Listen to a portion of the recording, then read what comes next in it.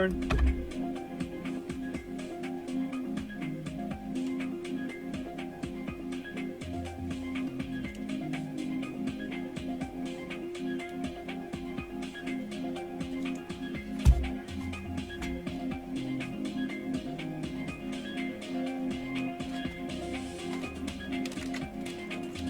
Right, to scale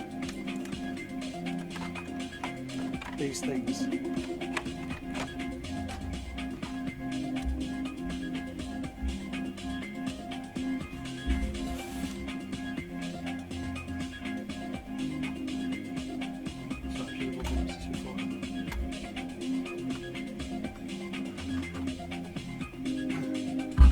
That's a 1/10. These GT shells come with bolt-on front bumpers.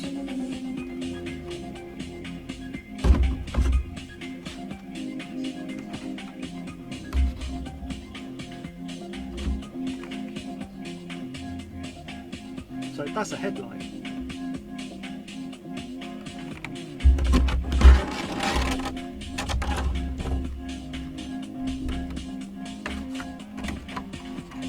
Yeah, well, good mood. Otherwise I wouldn't be on here.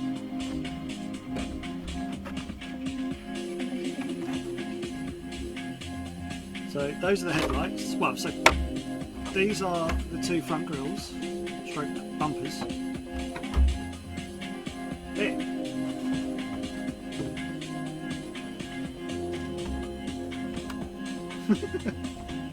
Just fits.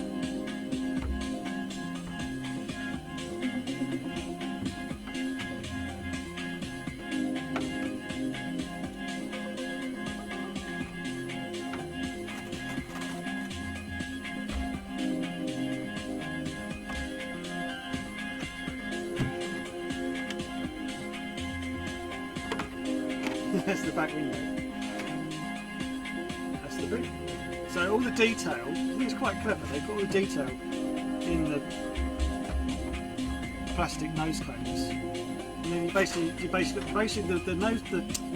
front end of the car is like the female, so it's all cut and recessed. So I'm assuming there's a bit you remove here, and then you then bolt through this onto this. So there's no grills or lights or things on this one. This is all blank at the front, and then all the detail goes in these bad boys.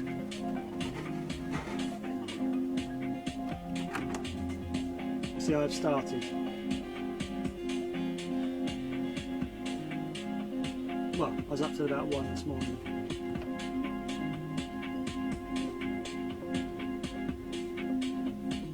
And I've decided, I mean, I've done a couple of these shells now, and I think the white's too harsh in the section there. It sort of overruns the rest of the shell. See where the stars are, I think it looks too bright. So what I've done on this GT is I've backed the white, the hex with a grey I mixed. So you can't really see it, but when you do, you're like, oh, there it is. See the window, sorry, the back part of the window, that's done traditionally with white, and I think that looks too, it takes your eye off it now. So I'm going to think I'll do everything in future, lesson learned, to do this section in grey rather than white. And it means it's there, but it's not overpowering what you're looking at. I think that's just a me thing. So I'm going to try and move this to there, so that I've got to sit my chair back a bit further, because obviously I can't get hold of this thing in the booth.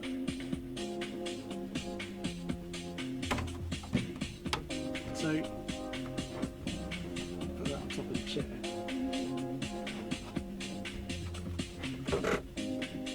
So that's I know we're upside down. I really shouldn't move this all the way up. You get an idea of the scale of it. Well, just the start is the front grille. The front bumper section is as long as a tenth scale. These are very nice, by the way.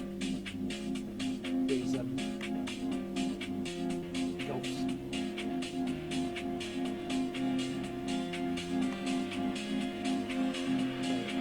quite good with that. Some of the better ones. But I'm learning every time I do this and getting a bit of an idea of what because I have a batch of what am I doing? I'm doing 3 touring cars, 1 fronty and a big boy. So I'm going to try and get the big boy done tonight because I need it out of the way really. This needs to be all shipped out to Germany as soon as I can. And I have other customers to do as well, if I haven't lost any more. So I'm going to concentrate a little bit on the front grills. So anyone knows Jan knows that he must have, this is a stipulation now, he must have an X in his grill. Kind of works. So I can't talk him out of it, and that's what he wants. So he wants it, he gets it. So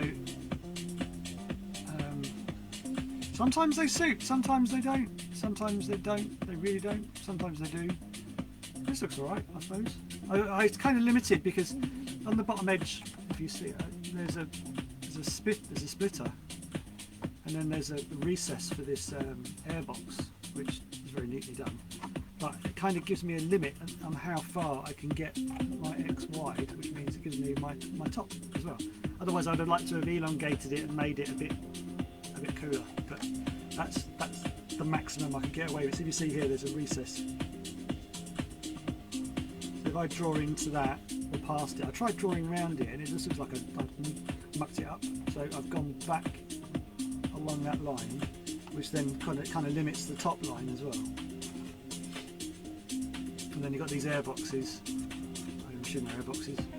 And then and I've actually printed my 10th scale lights in larger.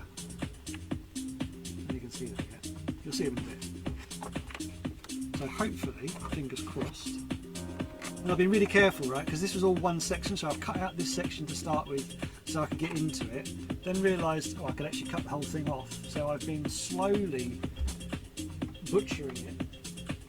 And then I messaged Jan and said, like, I really don't think that the actual shell is designed to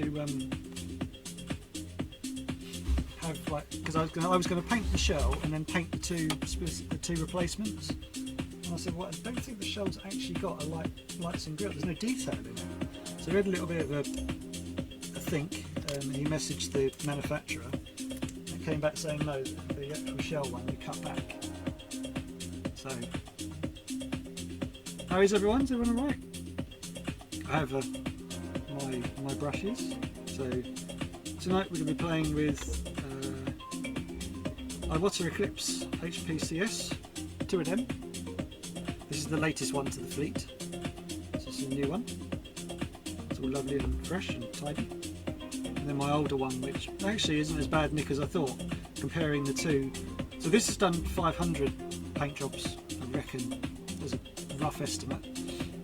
And it's not actually as... I thought it was really ropey, and it's not.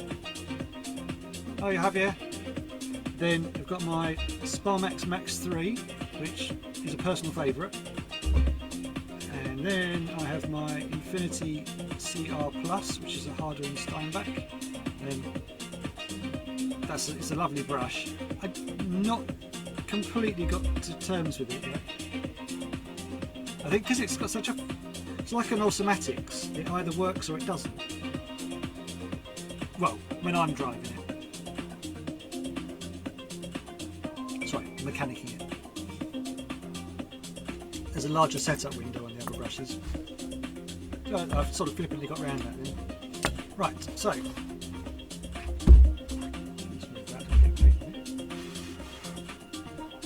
So we're going to start off with these grill sections, which I think I've pre-cut if I remember correctly. Yep. That'd have been awkward.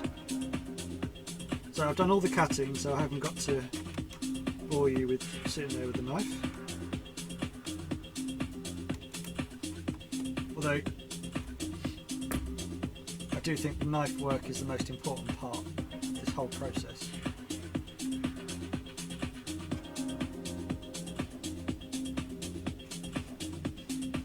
Yeah, that's quite nice. Didn't think it was going to fit.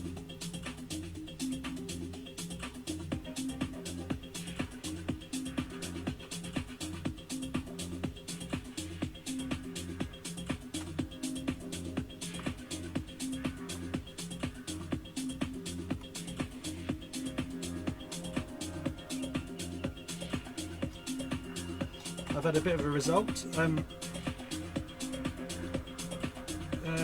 was hoping to race this weekend, but my wife's got to go to work, so I had to.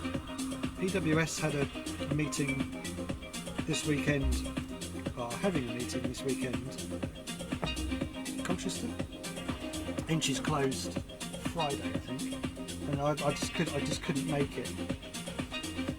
So I had to decline that one. I managed to bribe my mother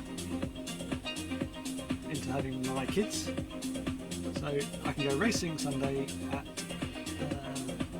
where am I going now? Aldershot, because their entries don't close till Saturday, so I can. Cause obviously got to book in advance, and so they can sort stuff out. And, so it means I can rock up there on the Sunday and try and get all the gearing right for when I go then the weekend after for the last King of Clubs round. Because I kind of ruined Ada round because I spent the entire day gear ratioing. I'm trying to find what works. Having never driven 17.5. I think I'd finally got it right, and it rained.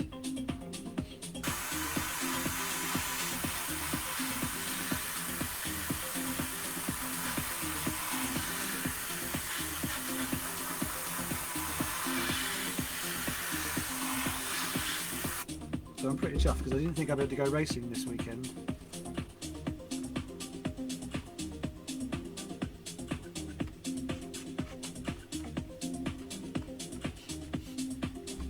Yeah, I'm all good. Morning, you good?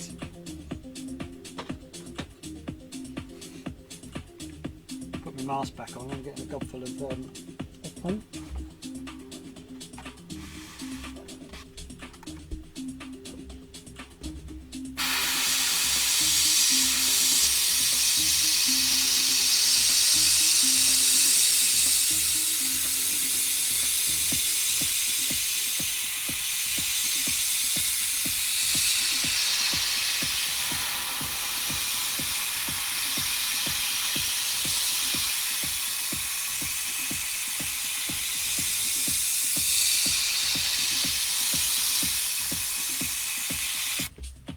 That looks wicked. Sorry, I shouldn't be so. I just turn the music down before the Facebook police get me.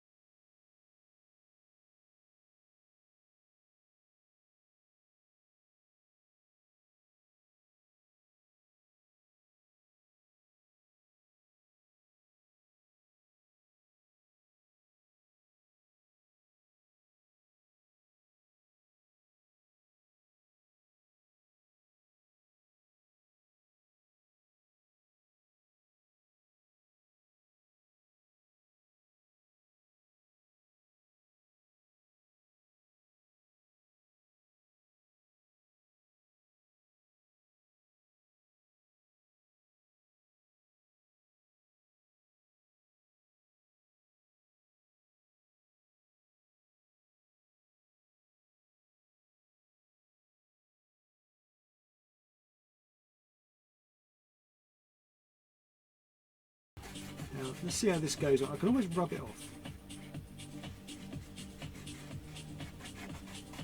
Because you don't want it lifting and getting some shadow behind it, because then it causes lifting. It looks rubbish.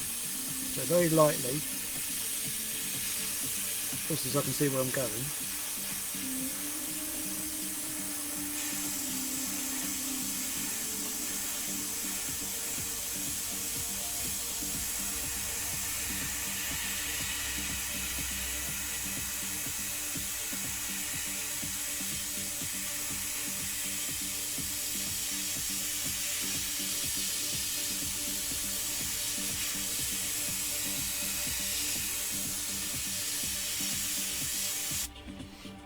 So I thought I'd start off with the hard bit first.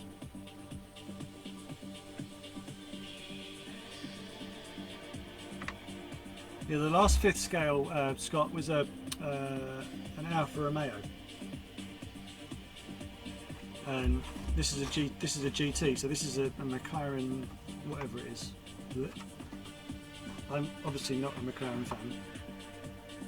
It's nice enough though. So now it's a case of trying to line up the hexes. Just get them right and then they move.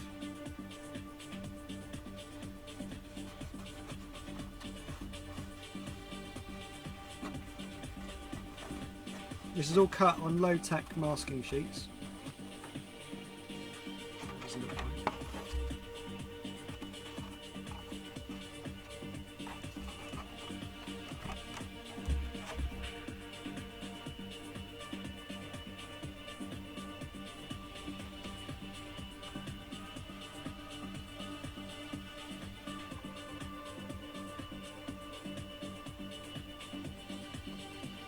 I don't want them to look like a physical join. I want it to look seamless, so it doesn't look as rubbish. Obviously, normally I would wear gloves, but yet again, I haven't got round to ordering any because I keep forgetting.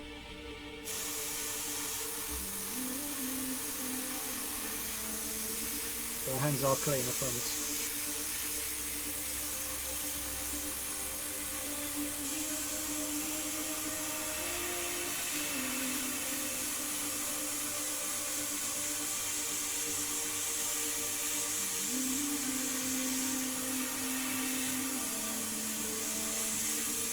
Now this mask is probably a shell or two old now. Well, it's been used on this one, on the back end of it, so it's kind of lost its tack. So it's still good enough to do what I'm doing now.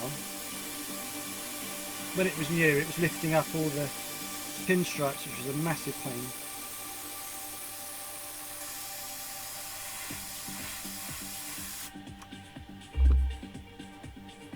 Let's see if this drawing looks right.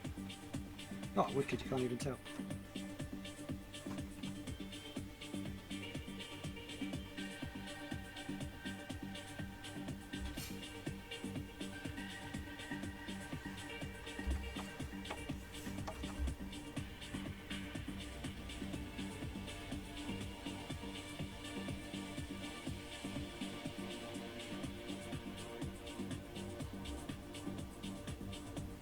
Aaron, if you have bigger sheets of it, it then doesn't seem to, it doesn't bend round the corner.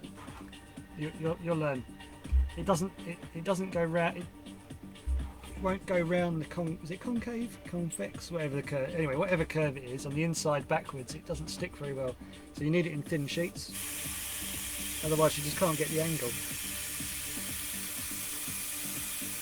So I'd rather build it up slowly. If you try putting it down in one sheet, it won't stick.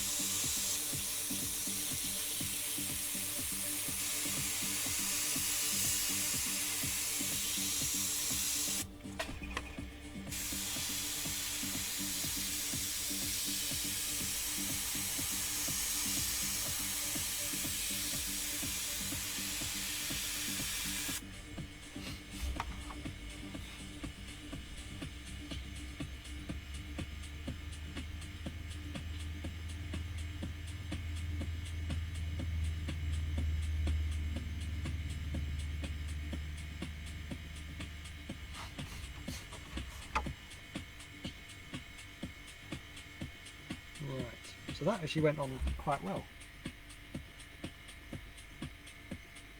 Always have a bright surface behind you so you can see beneath where you're painting, so you can see how you're building up your coats or where your shadow's going.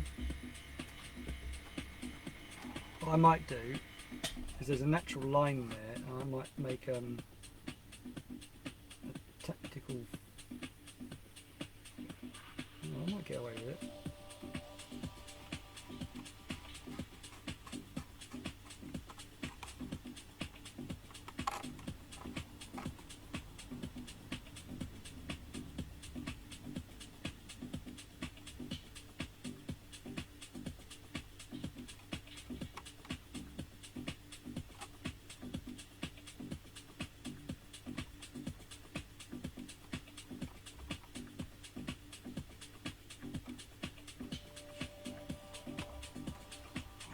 You can't get the...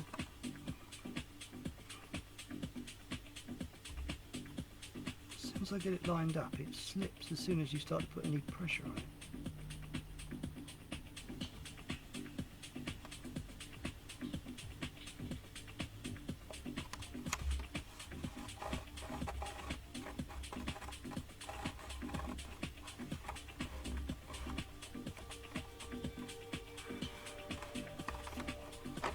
Right, this might not work.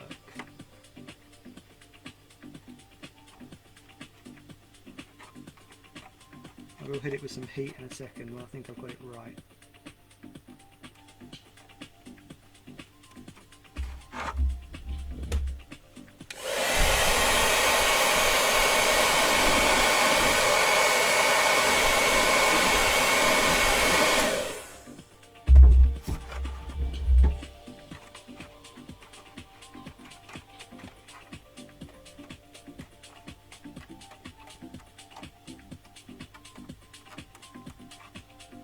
There's going to be some over something in those grooves. They're not going to. I doubt I'll get away 100% with this.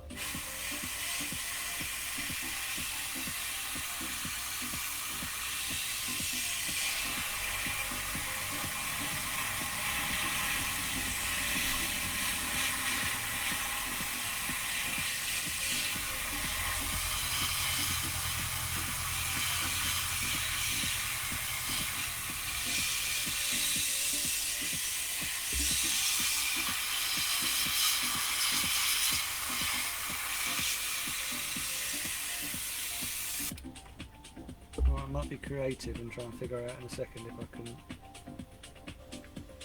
put some detail into it. Oh, that's worked really well.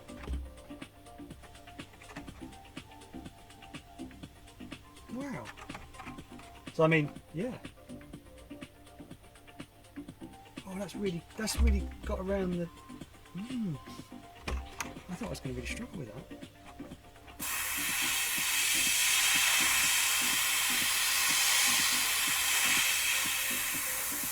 Should keep remembering to put my mask on.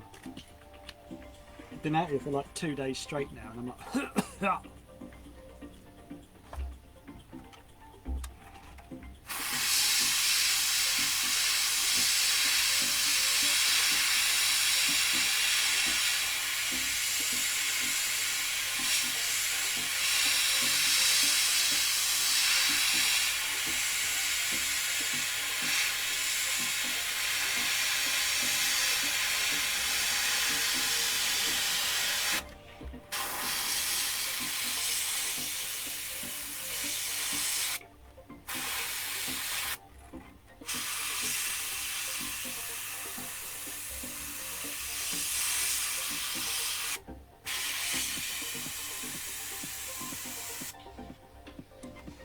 Oh well, I don't know if I was brave or stupid to do that live on camera, but it seems to have worked.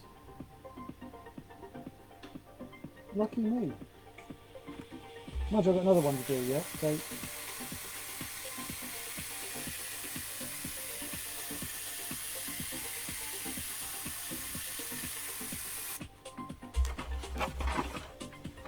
See, if I put some white behind it now, you should be able to see what I've been rabbiting on about.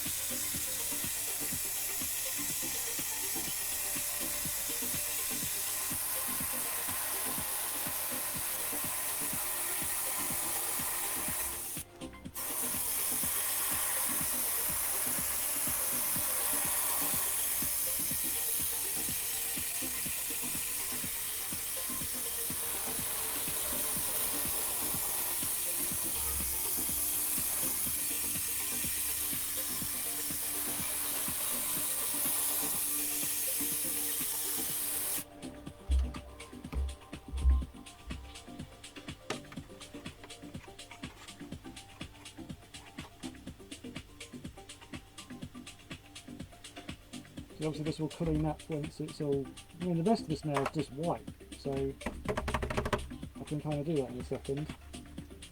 I'm going to let that one go off for a minute. I can't believe how easy that was. I shouldn't have said that.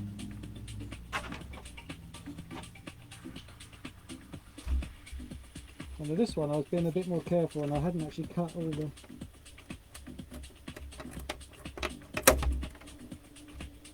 bracing apart. It was hard, so I didn't know how much I could take away.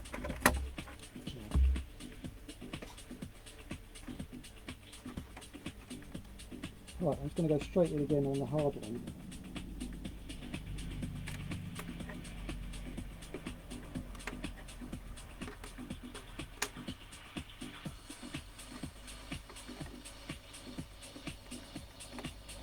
You've also got to be quite careful with the craft knife because you've got to go around these curves and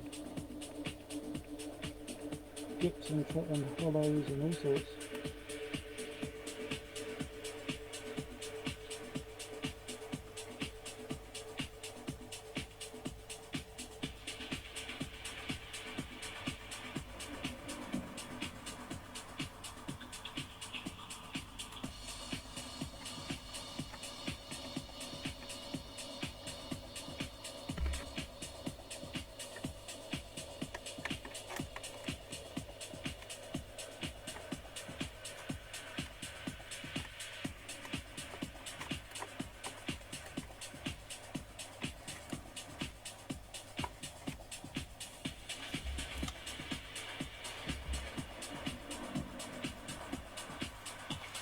The new Eclipse is very nice.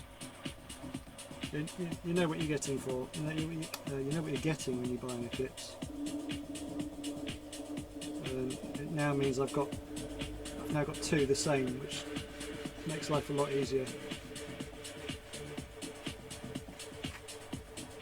I thought my Eclipse was on its way out, and it turns out it wasn't actually as bad as comparing it to a new one.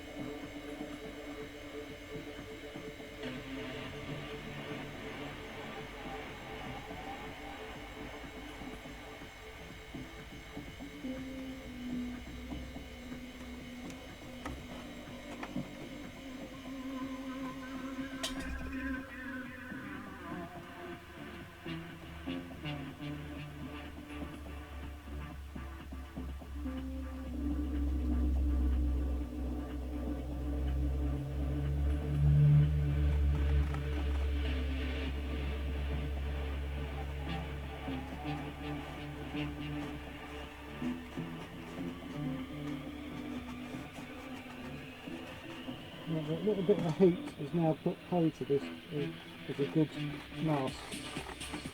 So, served me well.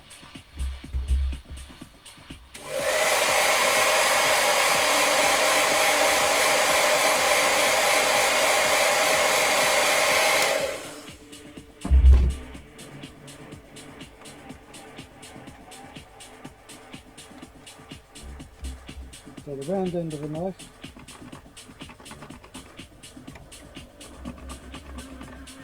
I'm not being too precious with it now.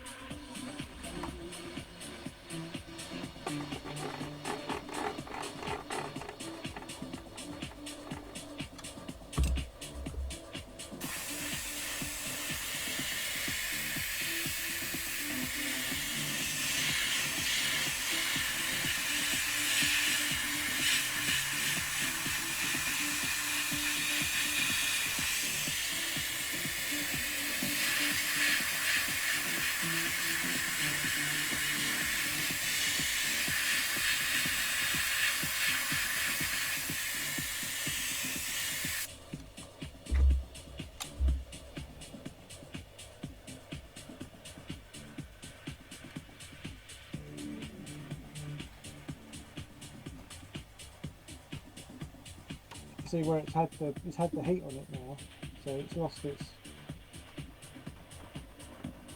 Talk about massive. Hello, Mark.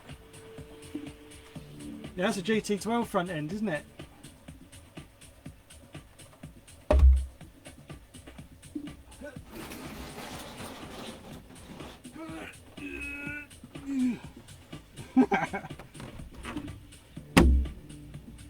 My, what small hands I have.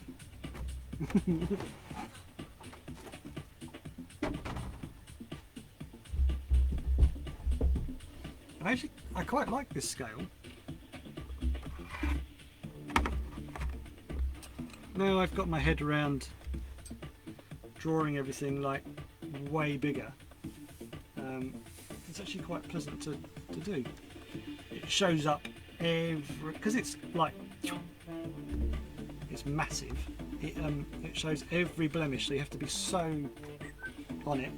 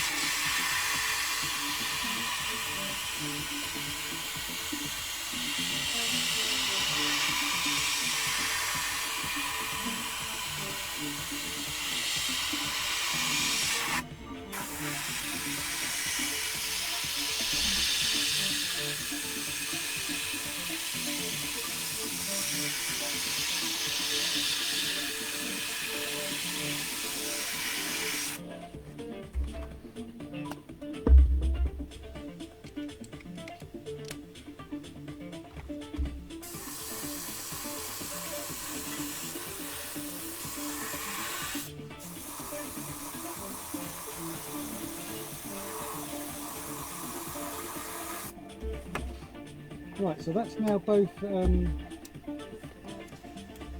front grills and air vents done.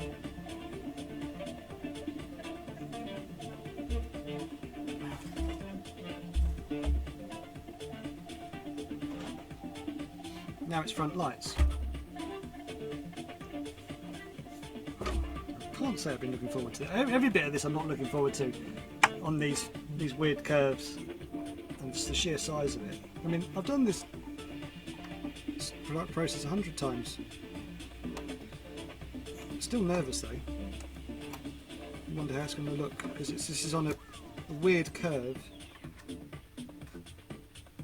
and the scale of it is huge. So that headlight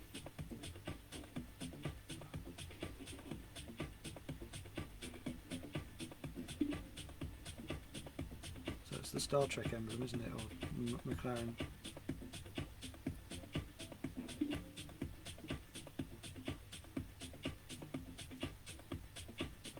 That gives you an idea of just the, got my watch next to it, very classy watch, I think you'll agree.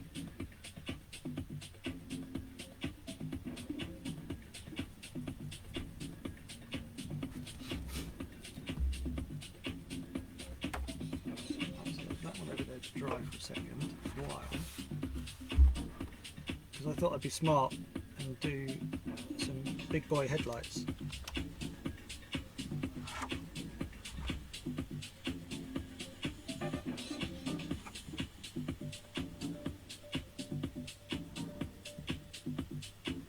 And I don't want anyone going, oh, that's not what McLaren lights are like. I really don't. I'm not doing a copy, if that makes sense. These are just my versions.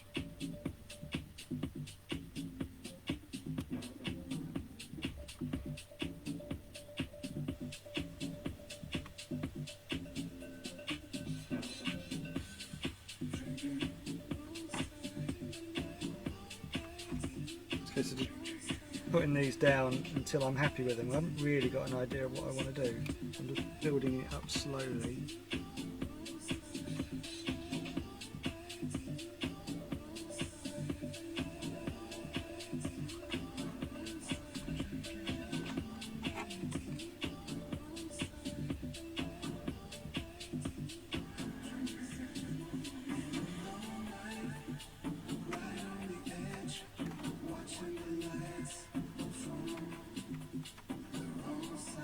The beauty is because these are low tack, you can kind of pick them off and move them. They've probably got a good 4 or 5 goes before they're junk. So I've decided to put a bigger one in the centre.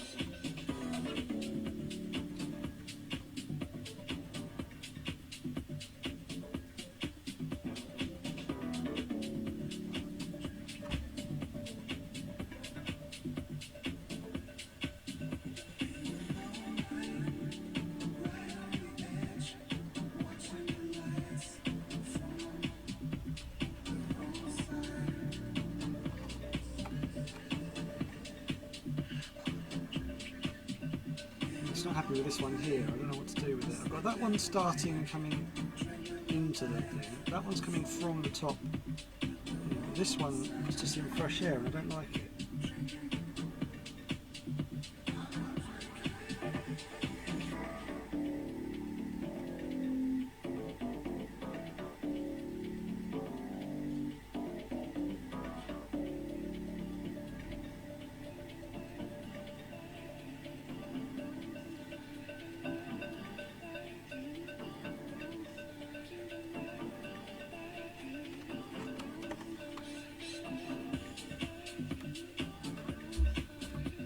couple of stars there. Everyone likes me putting stars in headlights, don't they? I get enough comments about it. Oh, your stars again. Because I like them.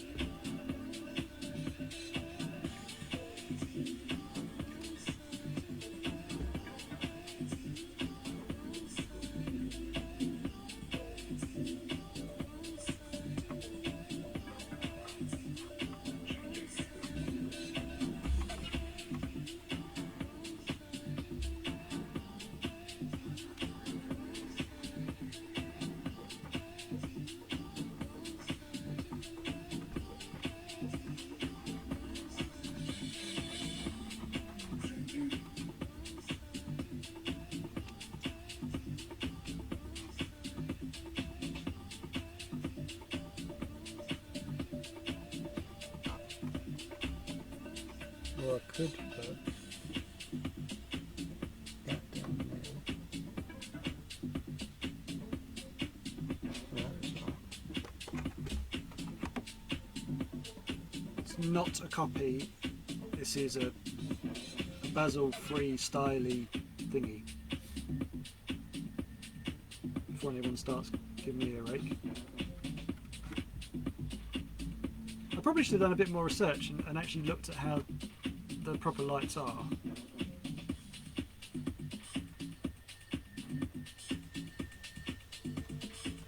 If I don't like it, the times to do it is to remove it even now.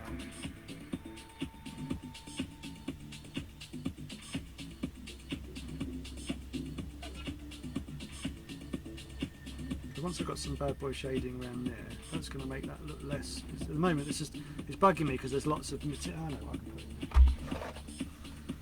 I was joking, but I will actually use some.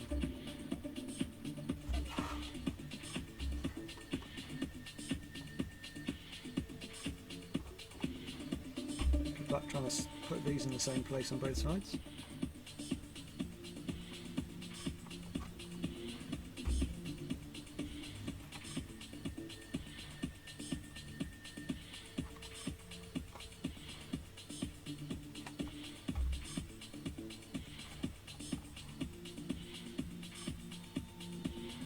This is where a handy use of tweezers skill comes very handy. I'll just say handy. Unlike my presenting skills, which are very smooth. Go over each corner with something roundy to try and make sure all the surfaces are down. You don't want paint getting underneath the mask. So I'm just going to suck it up and see what I'm rather than mask up two and then not like it, I'm going to do one, see what it looks like, then repeat on that side if I like it. Otherwise I'll just rub it off and do another one, or move on to something else and then come back to this later when I haven't got the peer pressure of everyone watching. And there's a whole 6 of you watching at the moment. Looking very professional, I know. Good job I don't take myself too seriously.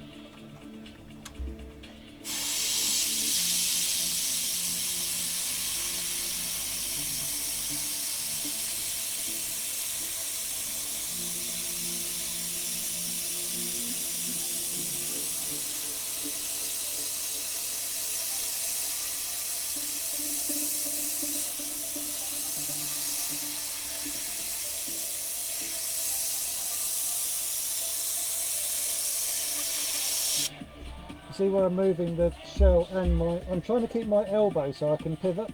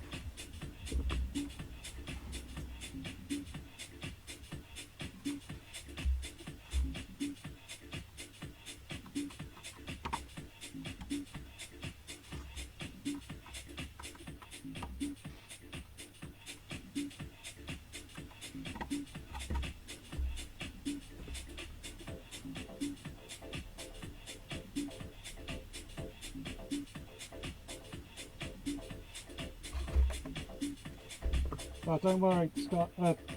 Colin, I'll wash my hands after. Sort of Ron Dennis has sort of kind of like ruined me watching and supporting anything to do with McLaren. Even though I'm actually quite fond of the drivers they're going to have next year.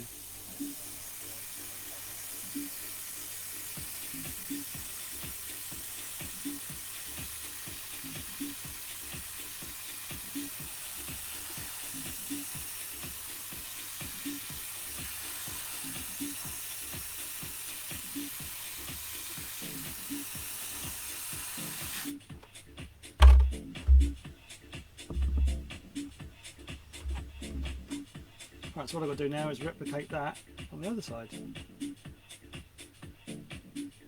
I don't think that'll look too... Once everything else is painted around it, that won't look as leery. So you have this bit up above this line here, and around the headlight, and then around this sculpted line here gets removed. All this material goes, and then it sits on the inside edge on the actual shell. So this is a fit. The shell's like a female mould, and so the nose cone's a male mould, and it sits on top of it. So that actually is not a complete headlight, but it's there to sort of brace that.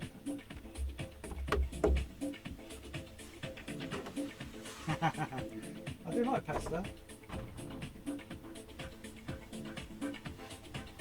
I went to the Italian Grand Prix when I was 20. I must have been 20. I got so pissed. Stayed at Lake Como near my brother in a hotel. I was just cleaning up sick. It was immense. It was a really good laugh. The race was amazing. It was the year Hakkinen. What was the year Hakkinen crashed at or spun off at the first chicane at Monza? Because I was at that corner and I cheered, along with about 3,000 other tifosi in that particular stand I was in. It was the Grand Prix that the first lap Fisichella had went off with. I can't remember who else came off. Heinz Frentzen won the race in a Jordan. Schumacher wasn't there. It's the year he broke his leg. So I went all the way to Monza to watch Ferraris and a fucking Jordan one. But the McLaren, he spun off and sat in the. He jumped behind the barrier and started crying. And literally, it was like a world football goal would go. Have you ever been in a stadium when a goal goes in, and or the team that just scored, the thing goes absolutely nuts? Well, the whole fucking thing just erupted. I mean, people had been cutting holes in fences and making their own so they could sit and watch the race. I've never been to a madder race. I've been to Monaco as well, but Monza was the... I'm going to say yes, 2003. I don't know. I can't remember the maps. Frentzen won it, but Hakkinen crashed. I've been really good for Hakkinen. I watched him at Spain that year as well, and he broke down on the last lap. I remember standing because I was sitting in I was the last stand at the end of the main straight into the first corner, like chicane, and I stood up going, "It's gonna break," and I got told to sit down, and then he didn't finish, so that was funny. So I'm a good luck emblem for Mika Hakkinen. He seems to break down when I used to watch him, which wasn't a bad thing because I wasn't cheering for him. Nothing personal. Right, so what will happen? See, this will be a lot. I should have done the other one first. Anyway, I can put this one behind the other one, and I can kind of see where I've got to line up. But now I've got to be a bit of, because I just sort of guessed it. I've got to try and guess the same on the inside.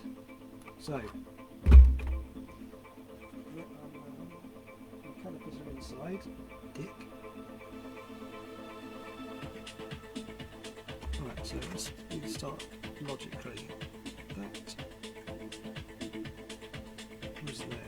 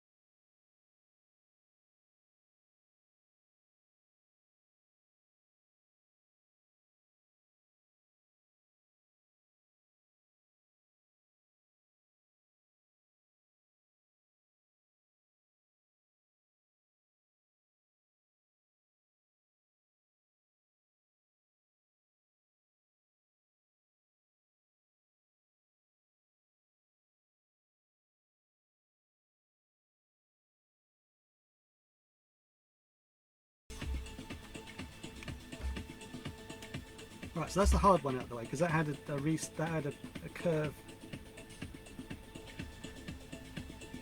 and that kind of now sets everything else. So that one, which is there.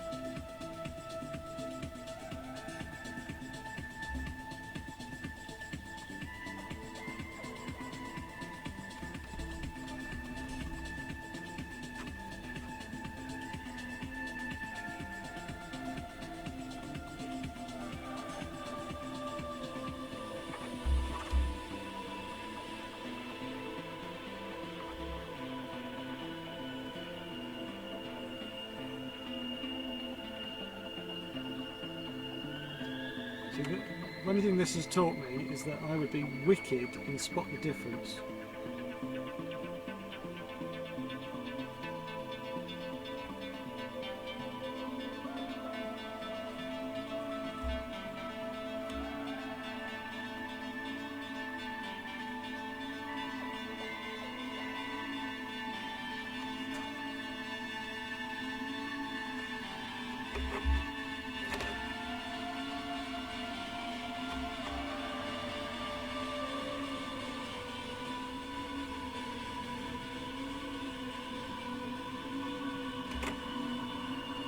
Do you know, they're actually far enough apart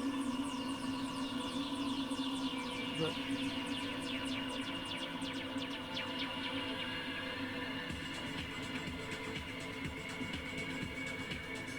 can't really eyeball it. That one's wonky.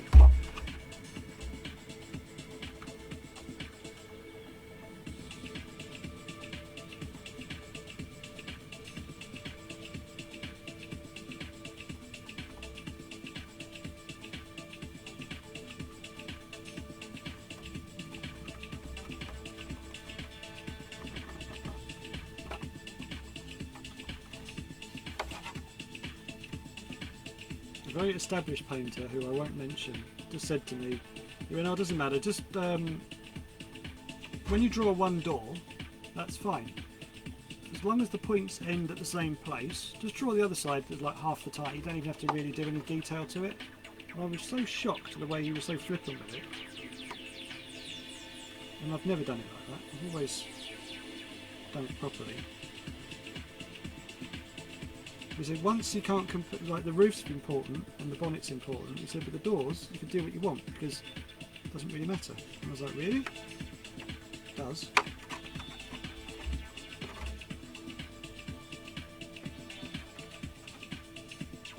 I seem to be going the wrong way each time I do this. That's better.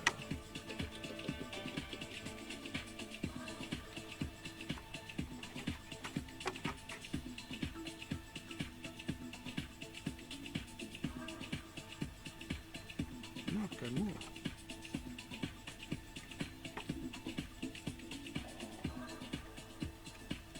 So this is making riveting content, isn't it?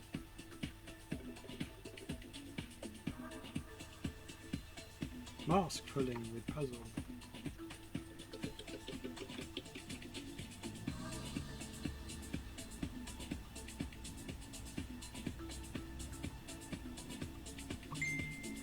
See, told you.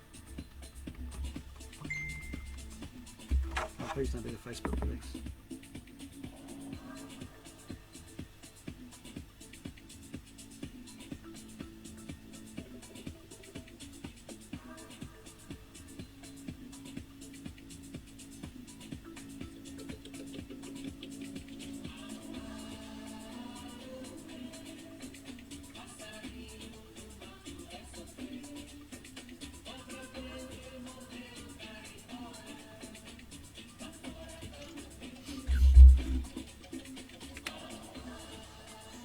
Right, I think I'm there.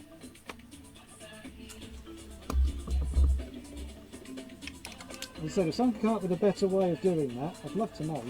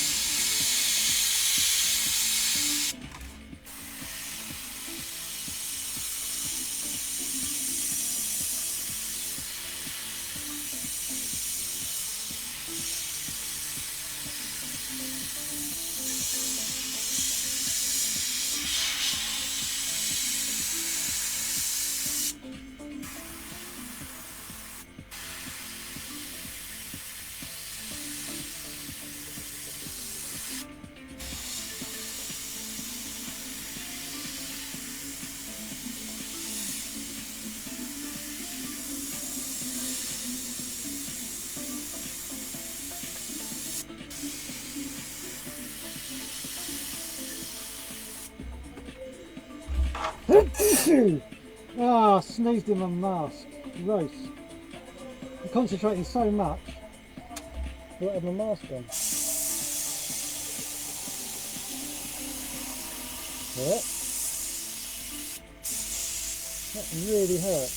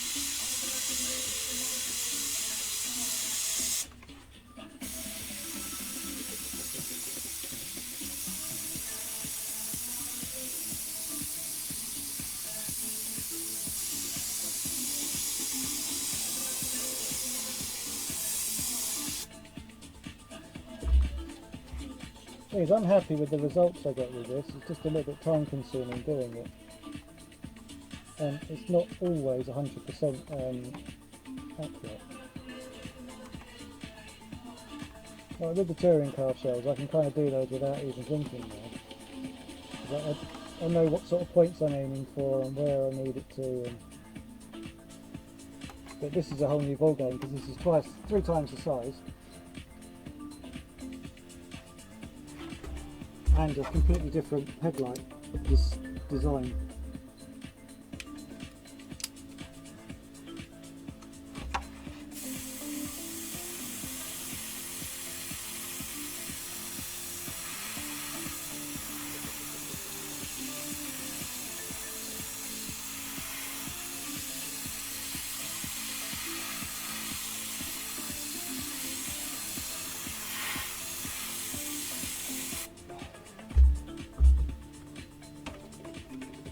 Ta-da!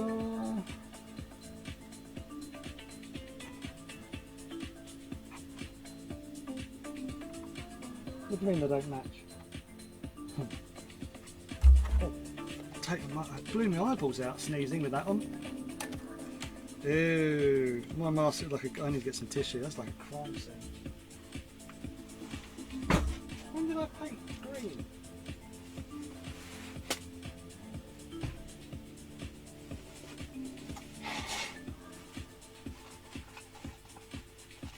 One of my streams about, sorry, talk about streams. When was it? It was a good, was it January or February? I had a virus of some description. Not that virus. And I sounded like a skinny, ill Barry White. There's this, you can hear it on one of the streams I'm on. I sounded dog shit compared to obviously as bad as I am now. Just clean the inside of the mask out. Okay. Now that curdy wordy got in there. Anyway.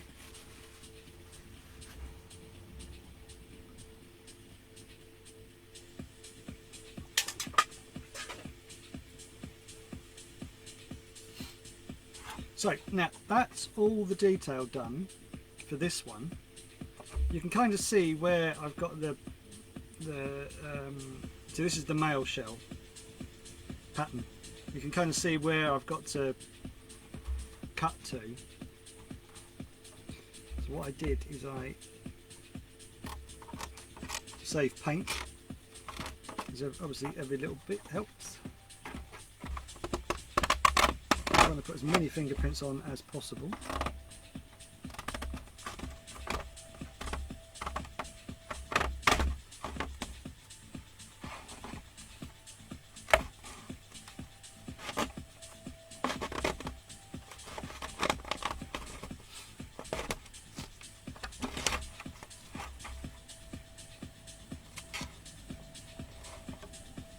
You have to double check that the liquid mask has come off, because when you See, look, there's a bit we can't see. There's bits of liquid mask that have got left behind. You know, like in the fins in LMP12s. Well, these are just like supersized versions. And much more pleasant.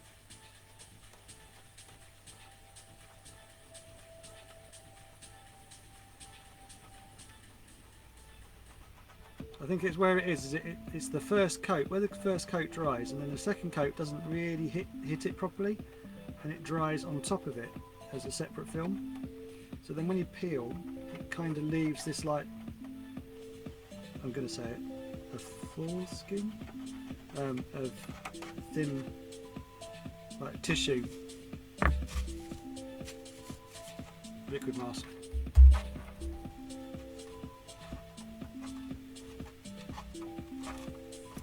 Well, I think they work really quite well, actually. Bear in mind, I printed out one for each side and ended up using the same one on both sides, because it had kind of, once you did one, it kind of showed what length they were. So I was reusing them. And anyway, you can now see a bit clearer.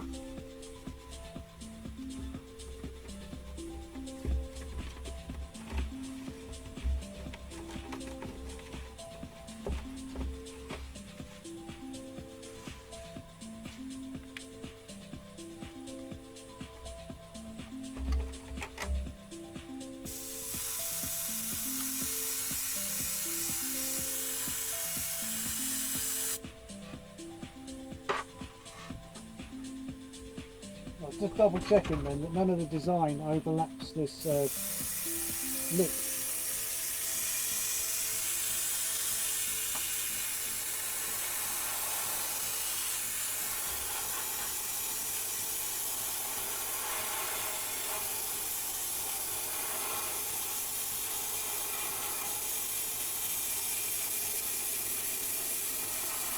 Now, I used to spray this at like about 100 miles an hour, as high PSI as possible. Now I just plod along, because I want to make sure it sticks. And I don't use the world supply of white on one section.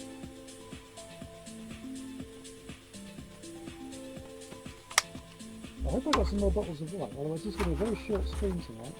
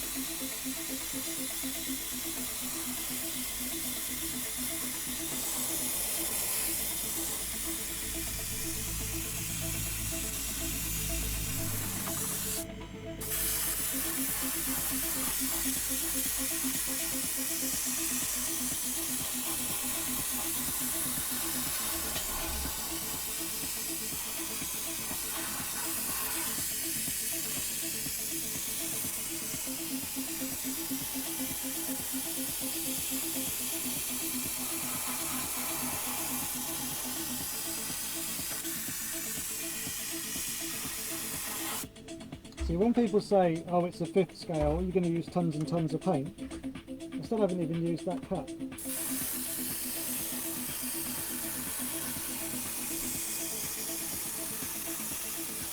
It's just about being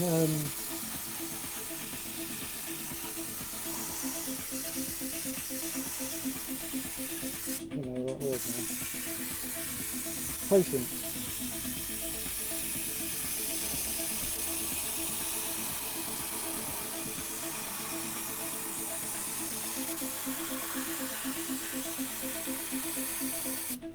I think I finally figured the right phrase to say now, and it's a long time finished. Whereas before I'd be like, I've got to get it finished, got to finish it, got to see what it looks like. Yeah, if you make a boo-boo, it's there forever.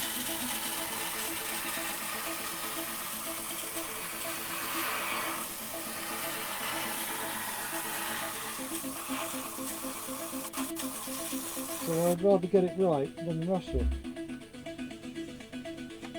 Right, so this is the first coat.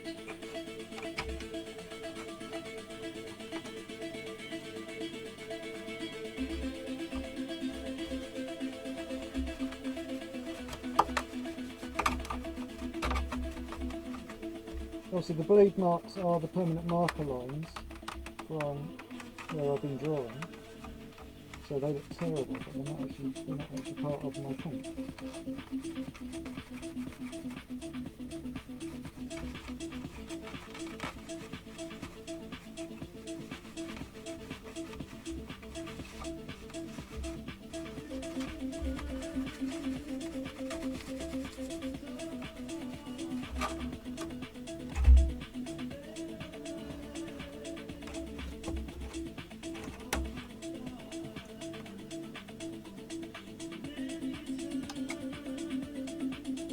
You can't see the hex pattern now. I can.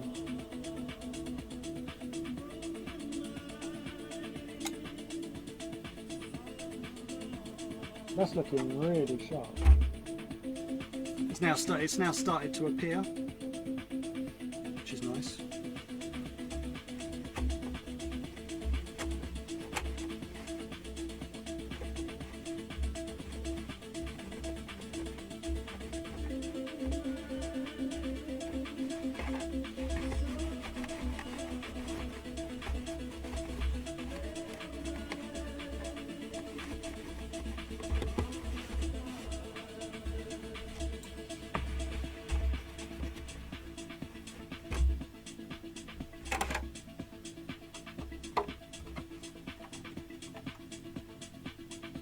I really like that. It's nice and clean, isn't it?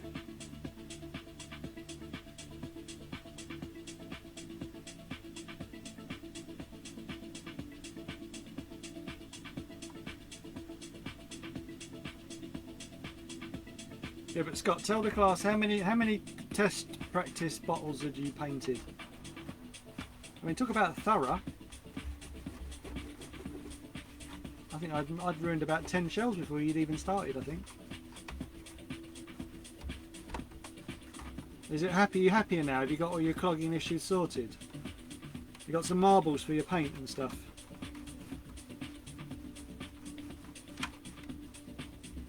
Because you sent a brush back, didn't you? I mean, you didn't have much luck.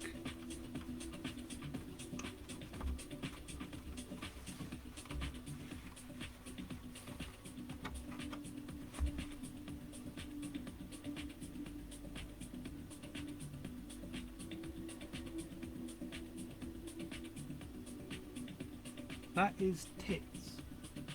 Thank you very much. I'll take that as a compliment. That should look really sharp when it's one. Obviously, this all material all gets removed because even the Lexans is not particularly. You see, it's not particularly nice Lexan there. Obviously, they haven't put any effort into because obviously that's where the mould release. So the mould's the important bit along this line. So this is all nice. So this bit's quite rough. I really like that. I mean, it's really nice and crisp. Because he's asked me for a white splitter now because I did the Alfa Romeo with a black front splitter, and he said it was really hard to see. So he said, do a white splitter on every shell. I was like, okay. So Scott, always do a white splitter if you have to do on road. That's from a world champion. Told me that. He wasn't really telling me off. It was more of a, please don't do that again. I was like, okay. Right, so rather than bore you and do the other headlight, I'll move on to the other bit and then go back to the other headlight later.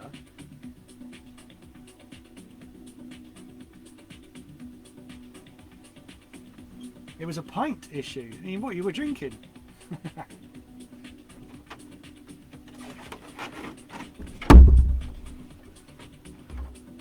Right, so in my eagerness last night, I pulled up the wrong section, so I need to make sure I don't pull that up again. And when I started putting the mask on to do this hex pattern here, which you can't, it's ghosted in here, you can't really see it. It pulled up the other pinstripe, so I had to layer it back down again. So I've got as a reference, which is quite handy,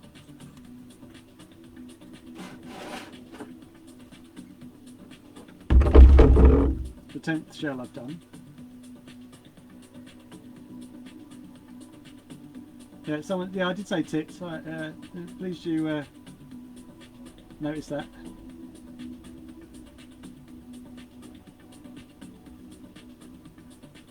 So there's the front arch.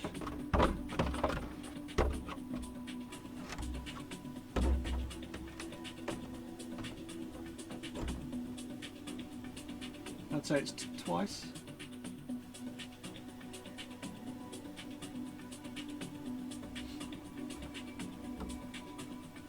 So I've now got to mirror this, mirror this onto that. Now what I did also, I thought I was quite clever. Where I normally do, all this is normally chrome pinstripe. So what I did is I did chrome into there, and then I did, from that point there, I did black pinstripe up around so that it's sharper between the white and the orange. I thought it looked better. Whereas I did I'll show you a little bit of one I'm not allowed to show you. Oh, I can't, no, it's got the wrong, still got the permanent marker line on it. But you can kind of see, no, you can't see it at all. Oh, you can this side. I think it's sharper with the black edge. So that's what I've done. So I've still got another 2 touring cars to do. I did this one because I wanted to, because I thought this looked quite nice. I've not done a fronty before. Not for Jan. Oh yeah, I've done a fronty for Jan. He took it all the way to, was it Hong Kong? Asia somewhere? And I'd rushed to paint it. And it was a Megane, Renault Megane. And I saw him on the podium and he had a white protoform shell. I was like, hang on, what the fuck was that? He went, oh, they banned it. As soon as I got there, they banned it. Because it wasn't available over there. And then no one's used that shell since. And those Meganes are wicked. They're really nice shells to paint. So if you want a nice one, try and get a Megane fronty on road. Right, so we're now going to do the black section, which is a bit of a bastard.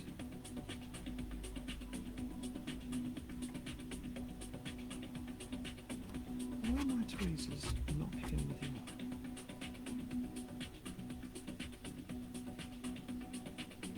I've got a dull point on my tweezers. Where are my pliers? Oh.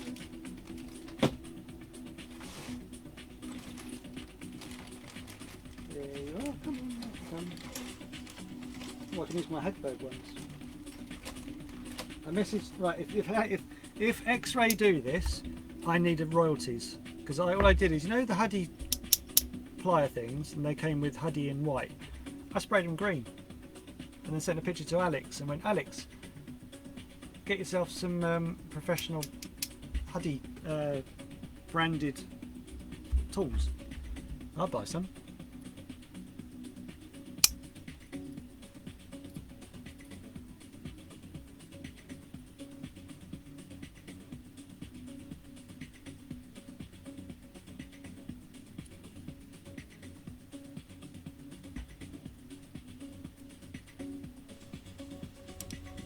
See, over time the tweezers have lost their sharp point. It's a bit like my wit, it's a bit blunt.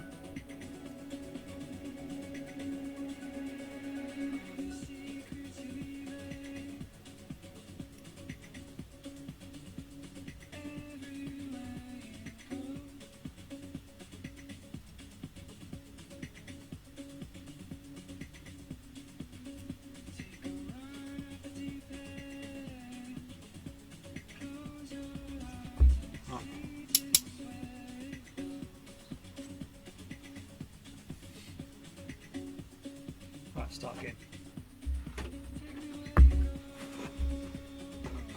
So, I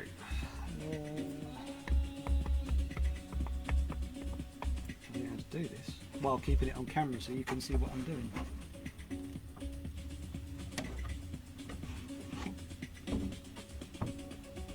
If the feed goes out, you know I've leaned against something I shouldn't have done.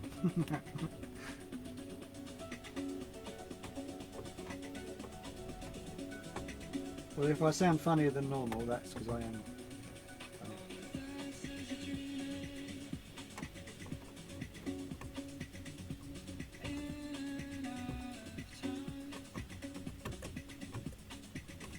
They got this, there's like a washboard on the front bumper on it, and it's absolute bugger to cut. It's like up, down, up, down, up, down. It's like a washboard, and it was absolute murder to cut. I've always got this rule: if there's a bit that looks dodgy, do it first. I mean, like the front, that front grille was scaring me, so I did that first, because obviously that's when you're concentrating the most. If you leave it to the last bit, you're tired, you're going to do shit. So do it when you're concentrating, or when you're alert. See, on here, there's a ridge. I pulled that up.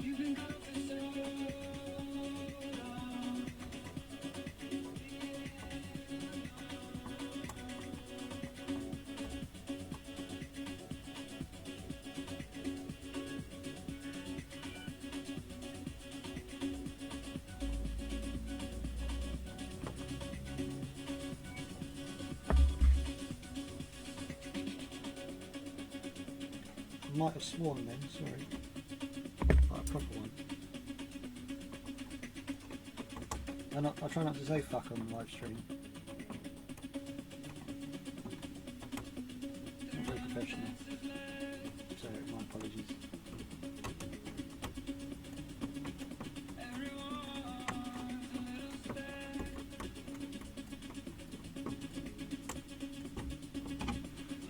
Well, if I say tits though, that makes Morley wake up.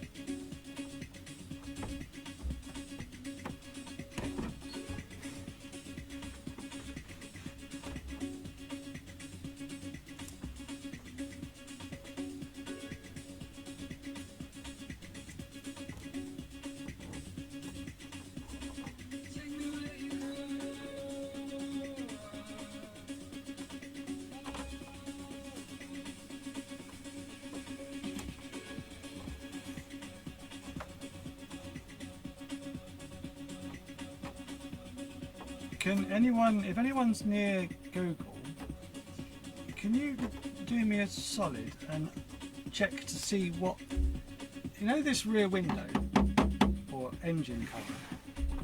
Is it clear?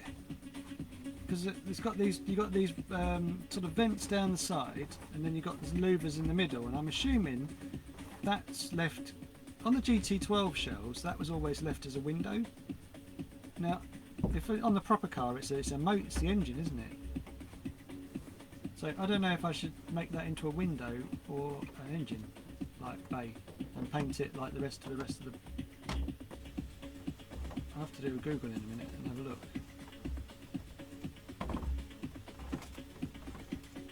I'm terribly underprepared.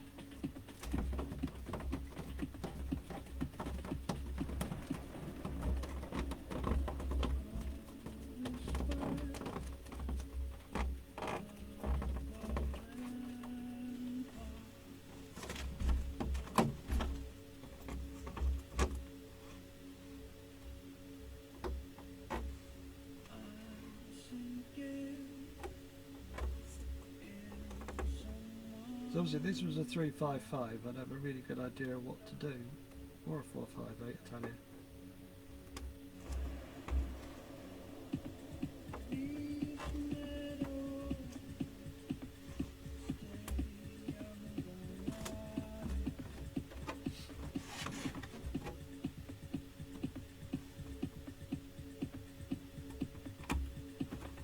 I'm a bit lucky, I've managed to drive both the Ferraris I like. So I like the 458 Italia, which was like driving a VW Caddy with a DSG gearbox. So you just stick your foot down and it just goes, there's no clutch. It's insane. I did it at one of them sports car test day hire things. And I had an instructor sitting next to me, he went, "Oh, what, any motorsport experience?" Yeah, I've done 16 years go-karting. Oh, well, okay, well, we'll see how you go. He nearly shit himself. Wouldn't let me drive it very hard. Well, as hard as I could. I drove it as hard as I could before he hit the shut-off button.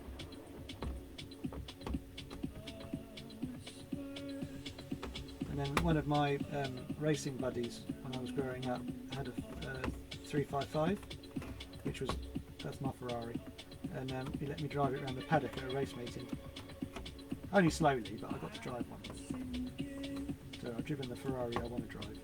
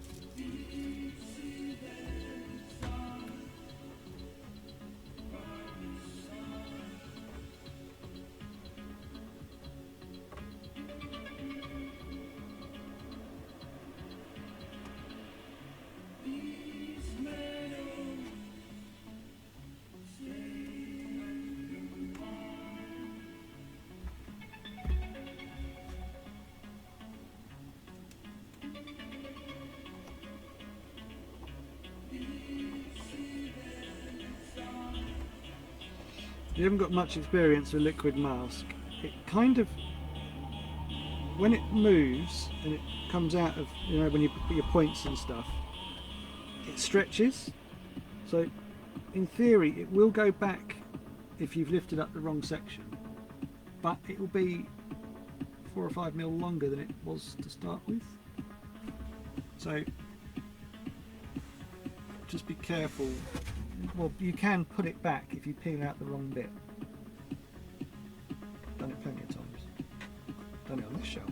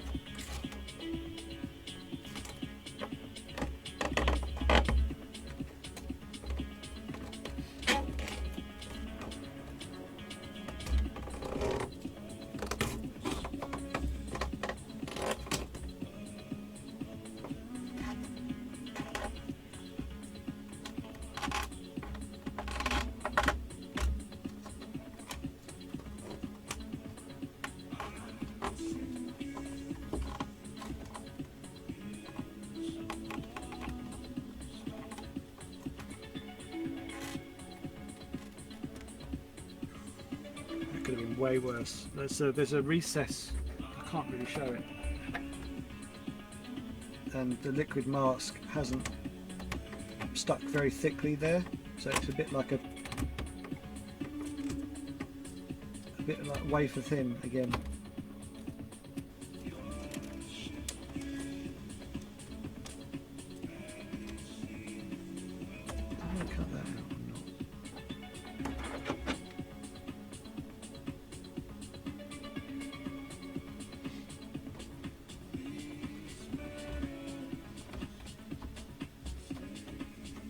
I think I want to, so I'm going to kind of cut that out.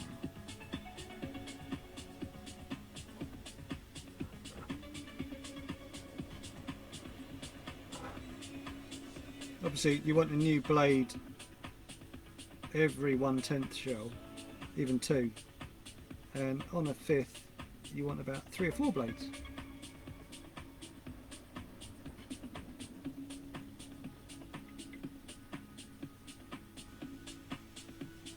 And obviously where this is about 2 or 3 mil thick, this shell, it means you can be a little bit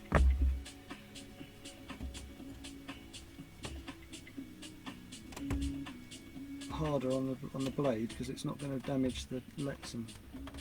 It will eventually if you go super heavy, but you can get away with a lot more on these big boy shells.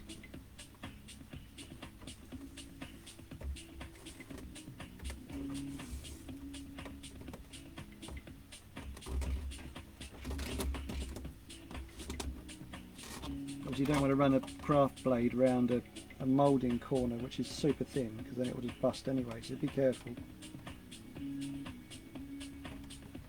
There's a disclaimer.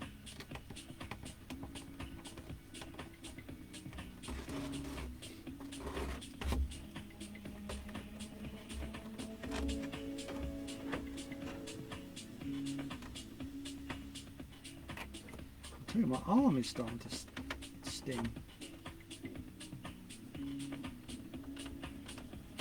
Holding this thing up.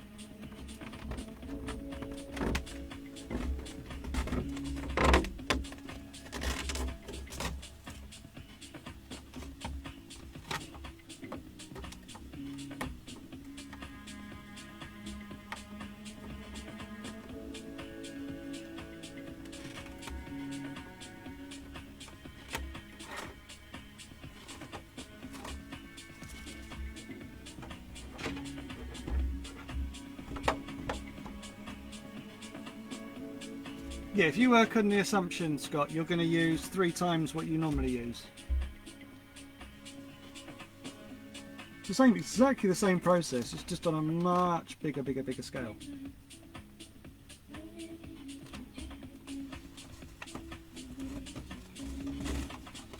But to be honest though, it doesn't use a tremendous more, a lot more paint. It just takes a lot longer to draw the bloody thing. It takes even longer to cut it, mask it.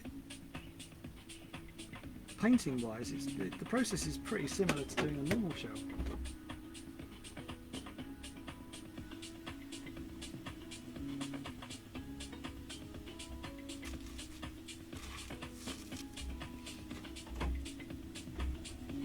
Right, I'm going to do some, because around the window frames I decided to go black, and the rest of the shell's black, so my window frame is going to disappear, so I'm going to put a white shade line along there. Hopefully not too, I just want it to just give you a hint that there's something there. Oh, arms.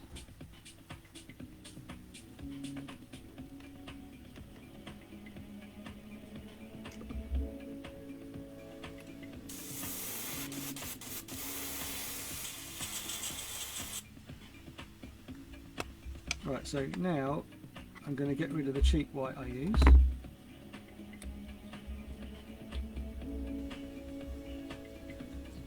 And I could have just reduced it down a bit, but while I've got it, I might as well just be posh and use it.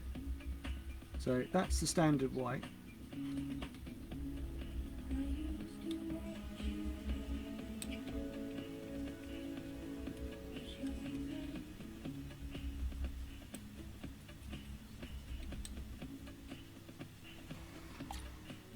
Into my spit cup. Just not a cup, bottle of water at the bottom of it, just resting there, and I just drop all the crap into it.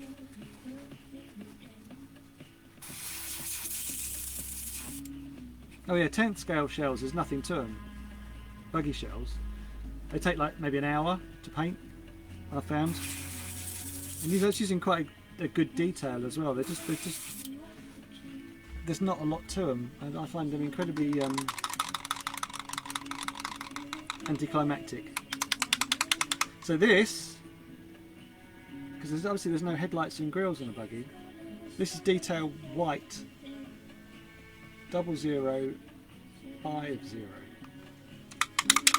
Because obviously I bang on about using detail black, which is 0051.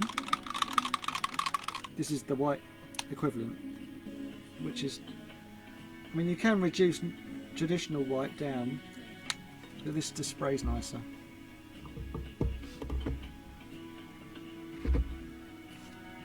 Right, so I'm going to also take the cap off the end of the airbrush, because I want to get a sharper line.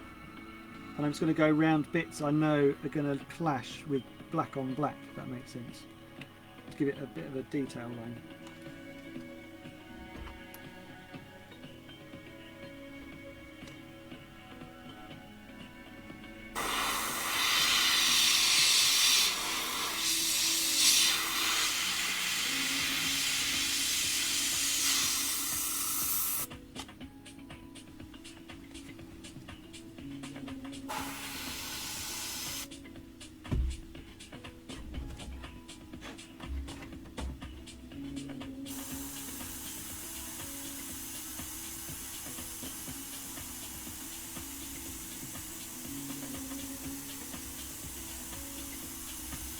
And I've definitely learned less is more.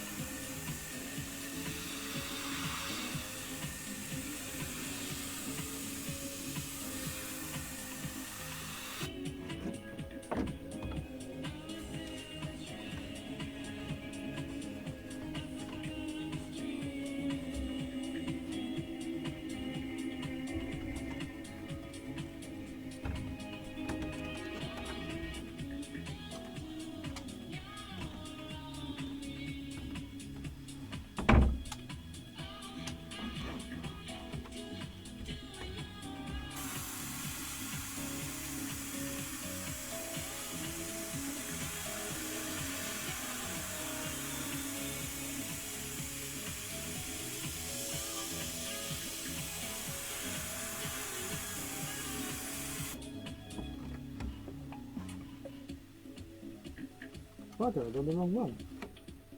Oh, I've done the wrong side of the bump. Nuts. I was going to go for less is more, I'm going to do more now.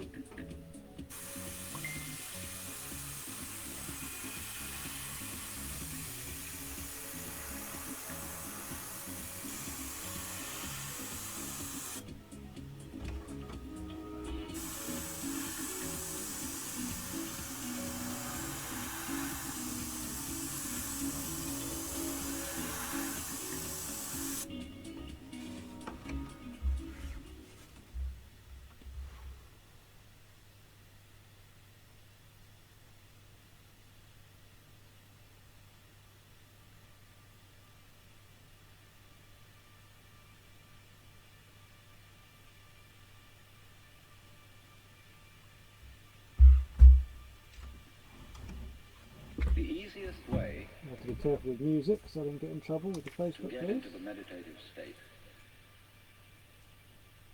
is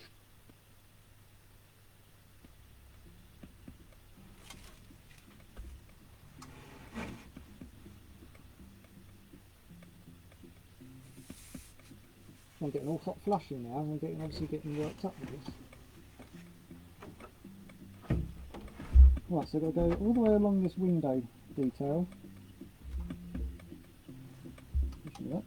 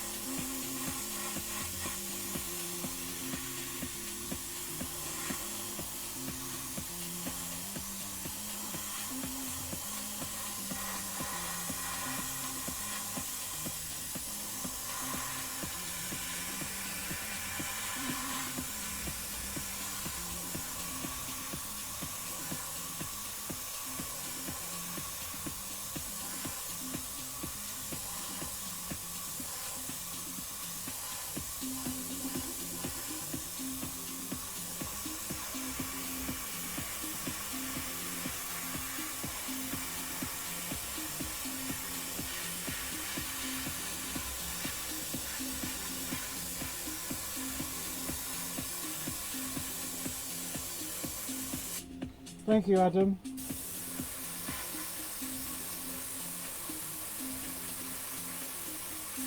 How has that surprised you though? You've watched me drive.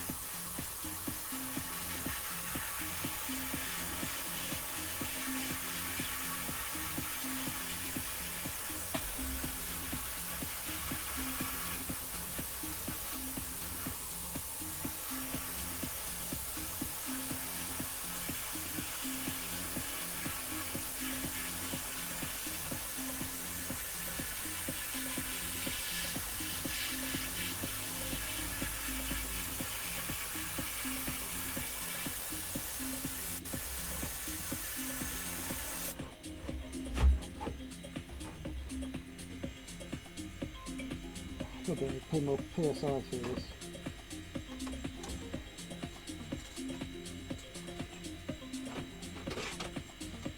You mean like that?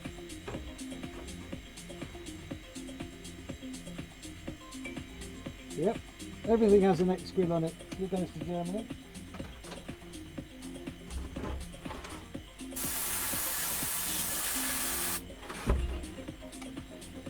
Right, where's my standard block?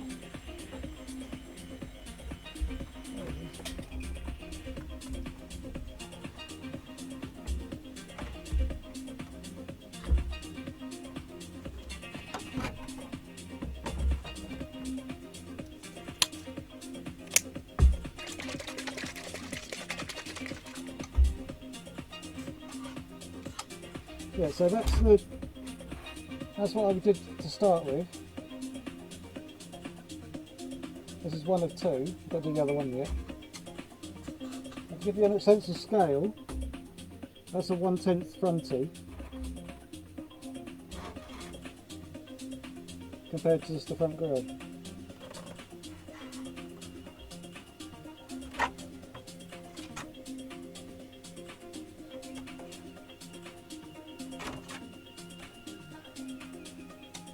It's a bit of a monster.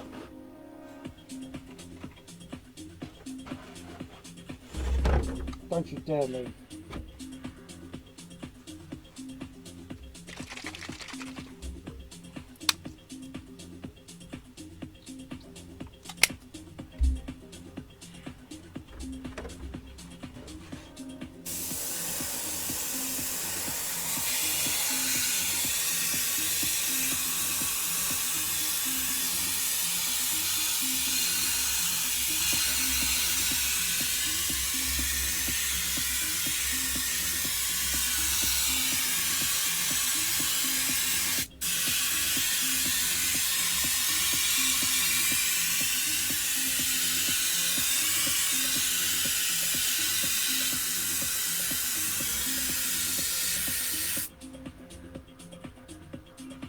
It must have been plugged ever so slightly because that's come out 109 hours.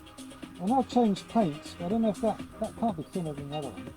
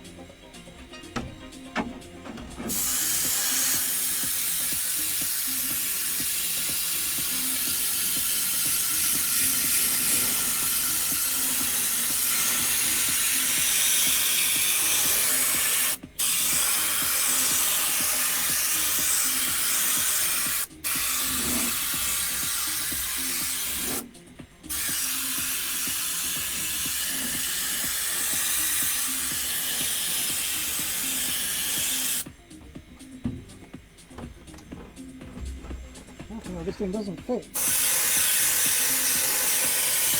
I haven't said that for a long time.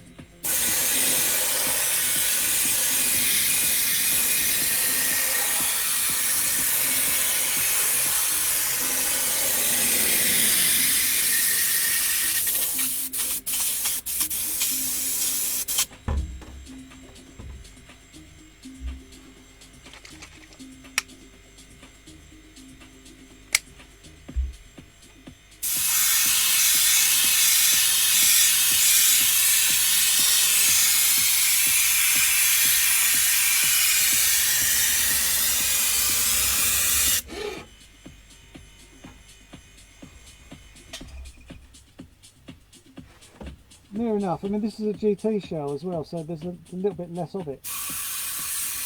But it's still a fucking monster.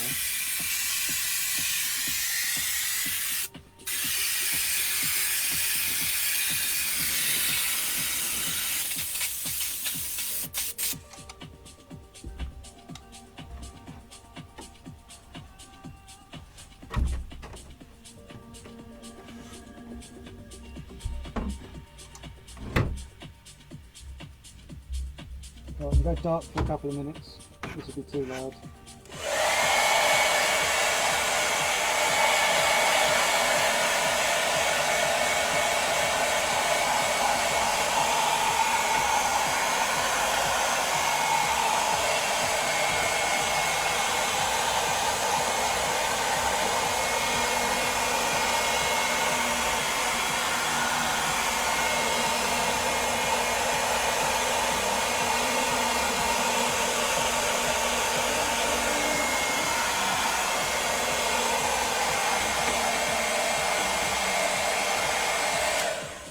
You don't want to dry it too quickly.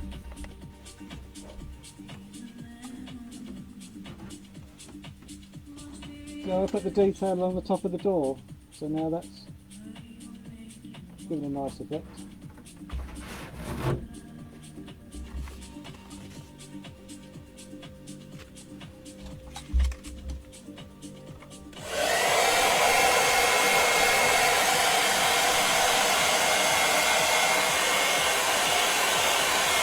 And obviously if you put too much heat in it, also it shocks the liquid mask that's still on the shell.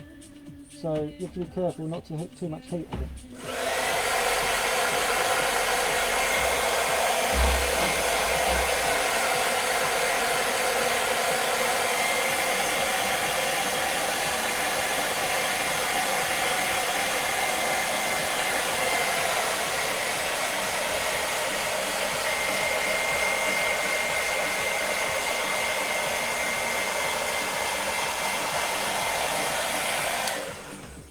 Comes to later, because obviously this is a petrol nitro, so I'll be putting a clear coat over the top which should nitro block it, I've been promised.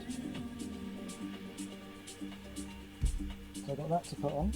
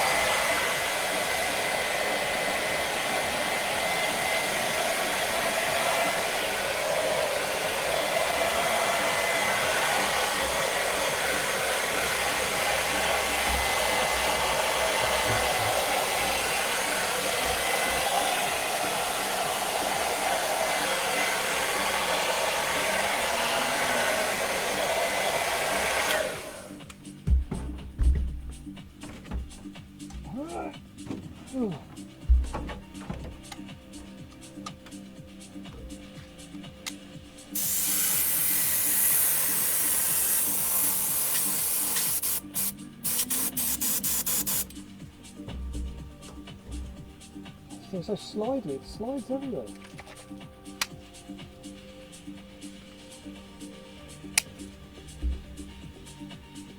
And normally I'd hold the shell up to the light and see where I need to go thicker on the paint, but I can't lift the bloody thing up.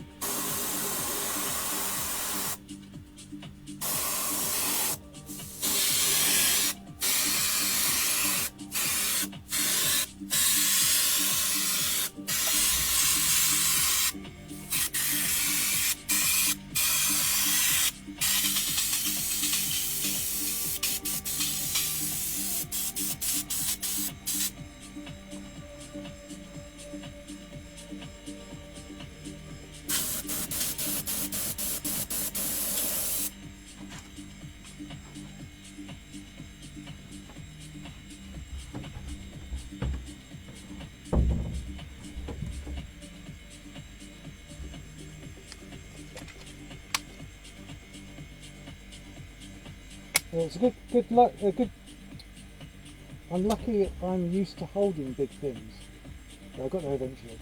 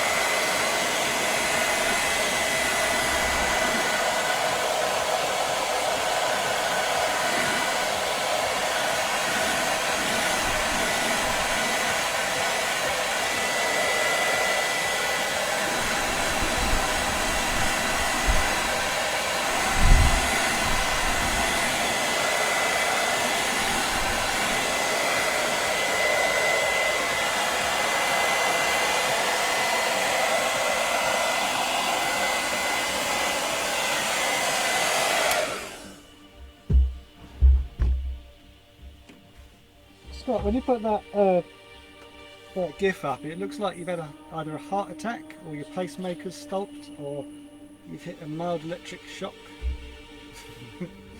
It's the wiggly bits either side. It looks like you're having a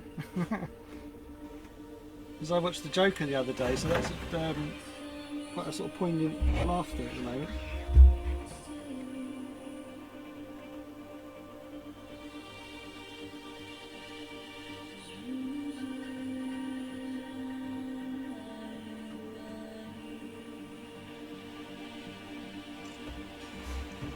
Right, it's 25 5 to 12.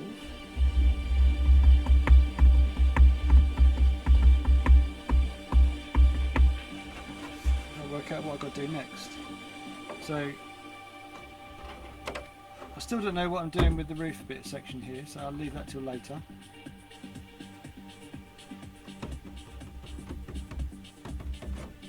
Pinstripe's obviously chrome, so that's dead last. I'm just trying to see if I've missed any bits. There's a bit, there's a bit. There's one. Do you want to do that? There's another one.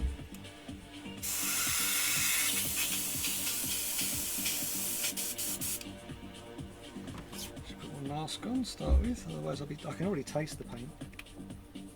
Not really doing anything. Because normally you can keep your head outside of the shell and you don't get any of the spray.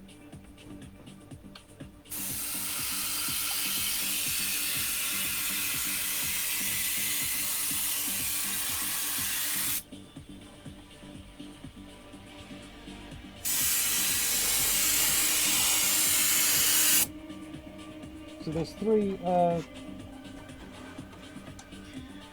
grills here which I'm going to hex. So you can't see them. So that one there in the middle and then one either side. So they'll have hex panel in there. So that'll look quite moody. I don't know what I'm doing with this section bit yet, so that's masked out. I mean there's the exhaust detail. I mean I was hoping to get this all done tonight and I think I'm going to struggle.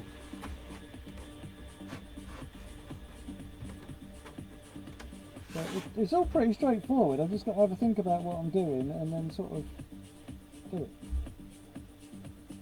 Right, so we might actually get some colour on it now because I think I might do some orange.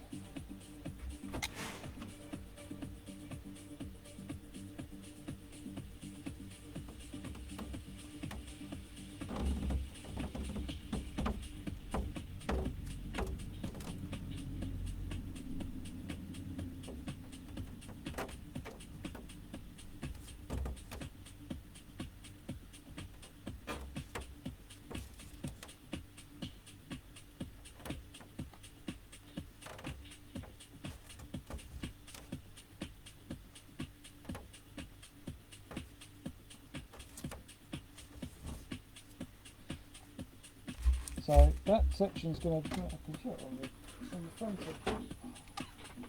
So I've just,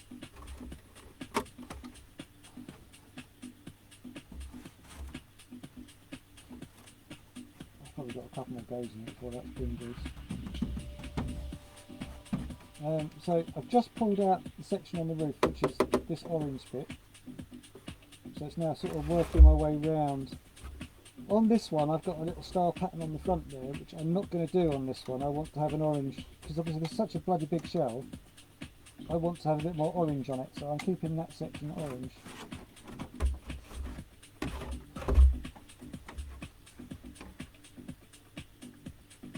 So it's a case of pick and peel now. So it's a bit like, this is like painting by numbers now. I'm just making sure you don't peel out the pinstripe. Got to trust your cutting. Woohoo, that was wicked. I'm nervous.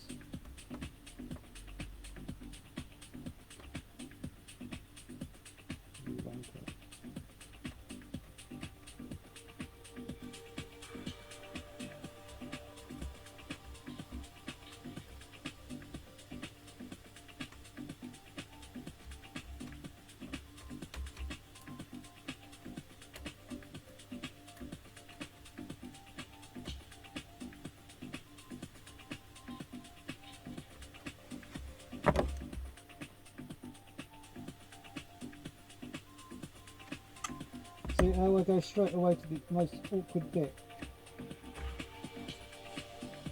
which is generally everything. Always tackle the hard section first, or the hardest section for each, because you've got to cut it down into sections. No, you should just stop down there. This has got such a bumpy section to this bonnet.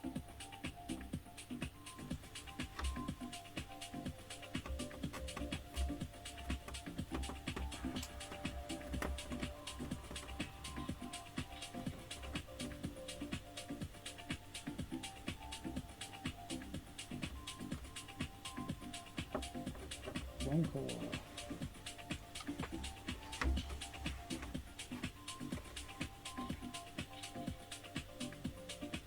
Oh, so Aaron's been tasered as well.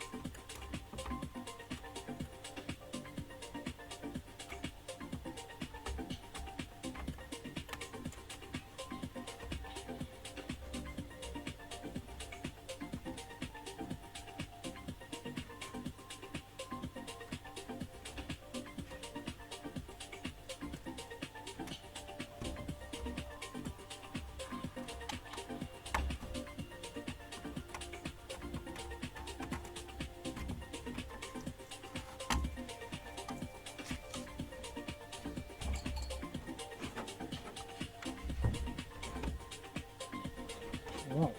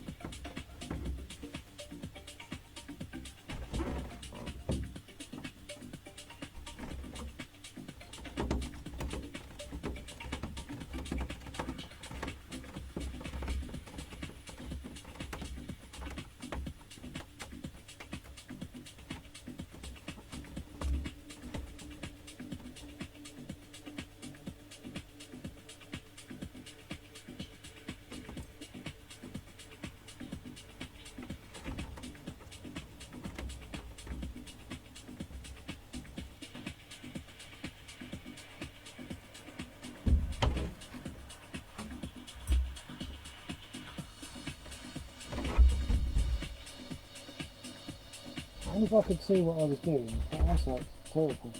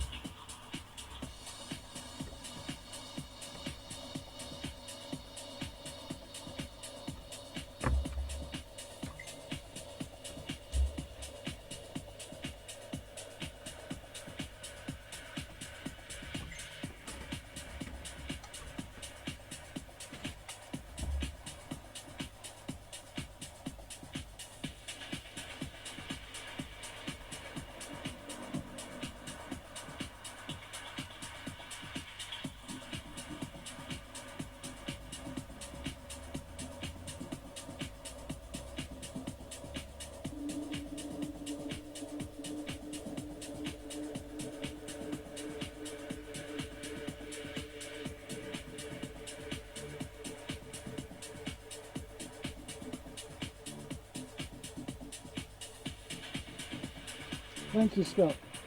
You sent me a picture of what the roof would look like.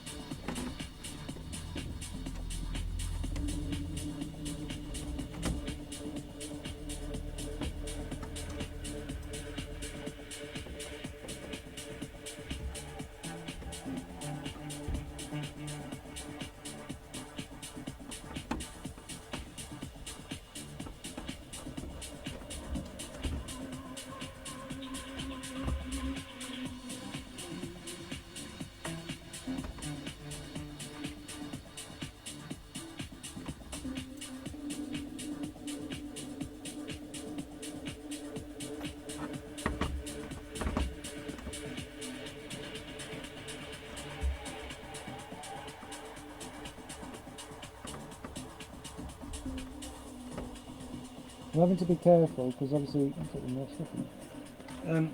This is where my pinstripe is, so I'm having to be super careful where I'm peeling so I don't pick out the wrong bit because I'm half blind. The problem I've got is that last night on this section, in my eagerness, I pulled the wrong bit, so I put it back down again. I had to overlap it because it stretched, and where it's overlapped it's then stuck to the outer edge of the mask and welded itself. So up here I've got double strength liquid mask.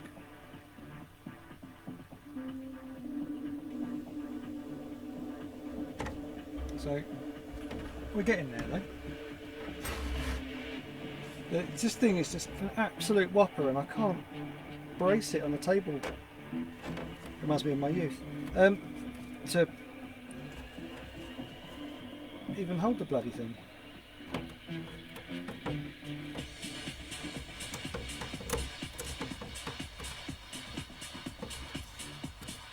Normally I'd be using sort of, it's a two-handed job. I'm having to brace one hand.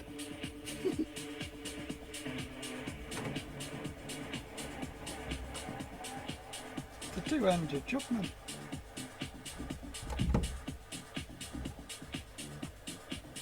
I don't know if you can see that. It's where I over peeled last night. I stuck it back down again. It's now welded itself to. So I've just had to recut it just loosely. I'll have to cut it also on the other side when I go and peel the other side. But that's not now. That's later. So this is all going to be where I've just peeled now is orange. So I've got to do this side, and it's better now because it braces, because it's into my table better.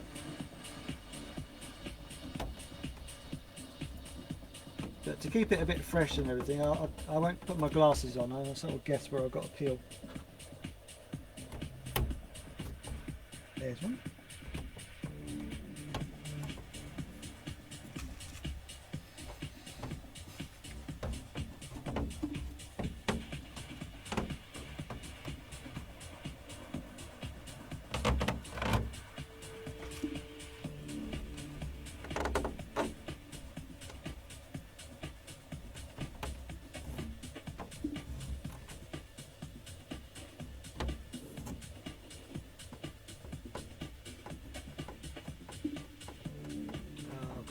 Slightly thin bit where it hasn't stuck as well.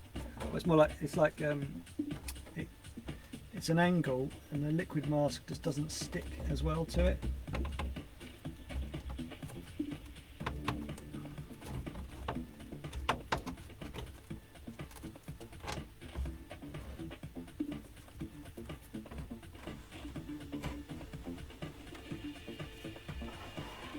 Wicked. So right, liquid mask. Douche.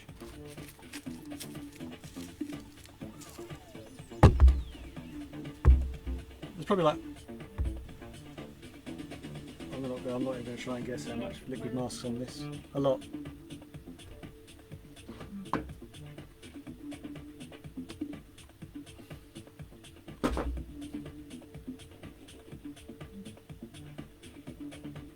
Well, I could, in theory, Scott, just turn around and use the whacking great table I've got, but because I'm trying to keep it for camera, my camera's here, I can't move it round. I can't really bend it round to my beard. Hello. Just there is my pit table, and that's a 6 foot. No, was it? Yeah, 6 foot by 3 foot. So I could do it on that, and it'd be a lot easier. But I'm doing it on my bench, so you lot can see. Yeah, but World Shed Quarters. I mean, I am happy with World Shed Quarters. Easy for me to say. Having finished building it, I mean, it took me long enough to build it, and I'm no carpenter.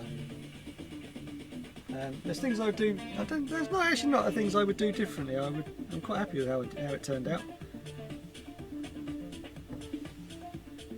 I would have built it differently. I mean, exactly the same. Does that make sense? But I would have built it. I built it a bit backwards. I didn't really know what I was doing. Still don't. But I've got a better idea of what I did wrong. So I would have built it quick. I would have built it like at least half as quick again, and probably a better finish if I had another go. But I think that's the wonders of hindsight, isn't it? You do anything once, you think, oh, I could do that better next time, and that's how I started doing body shells. You do one, you think, oh, I could do that better next time. So you try and do it again. You go, no, you need to do it again. And I've always said, if I do paint the perfect shell, I'll stop. But as I'm at like 170 for this year, it won't be any time soon.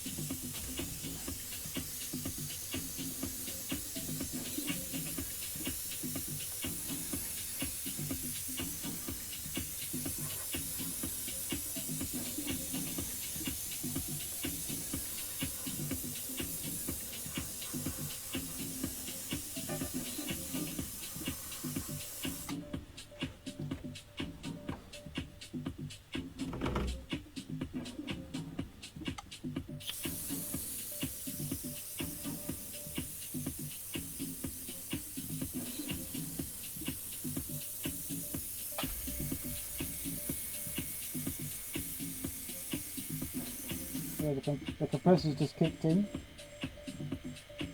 It's complaining at the amount of pressure. Yeah, I must be up to nearly 500 now.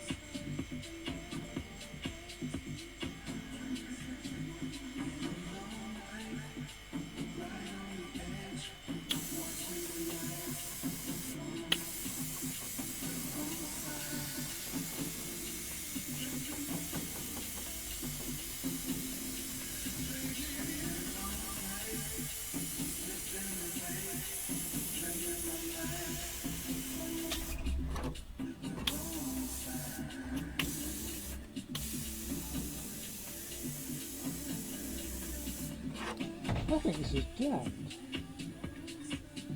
It's going to take fucking hours to paint.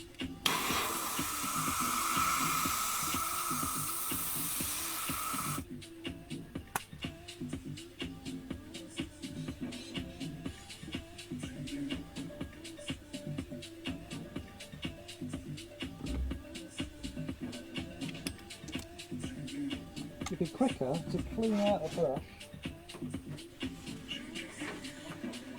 and start again.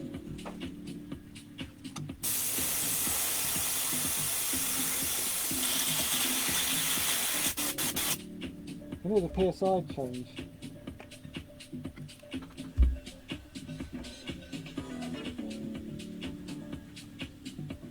What, number 10 for this month?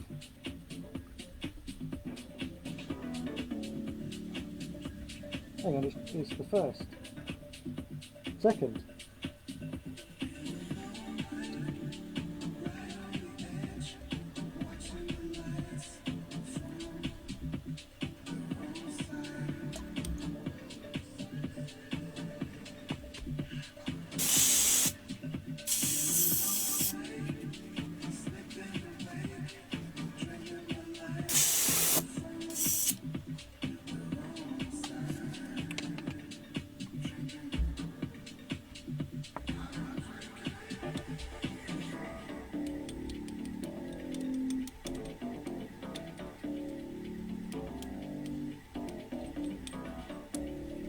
So new brushes clean out way quicker.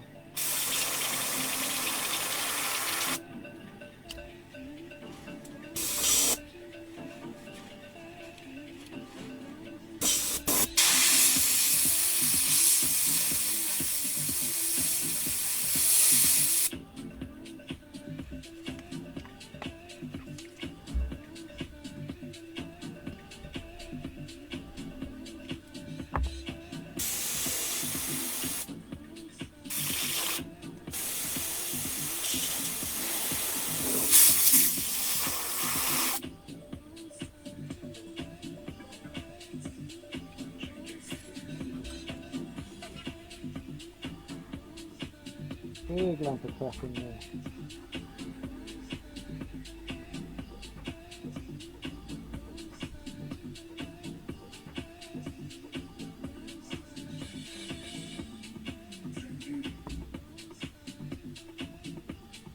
And that's out the good brush. So God knows what's in the one I think's jammed.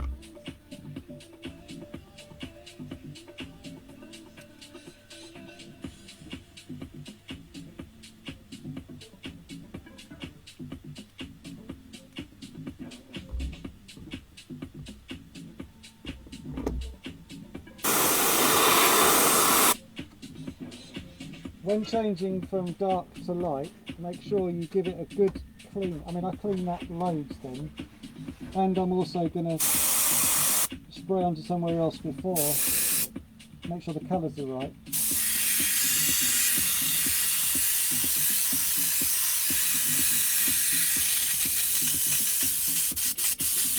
Yeah, that spine actually is taken apart. That's fucked. I mean, sorry, that's there's something wrong with that.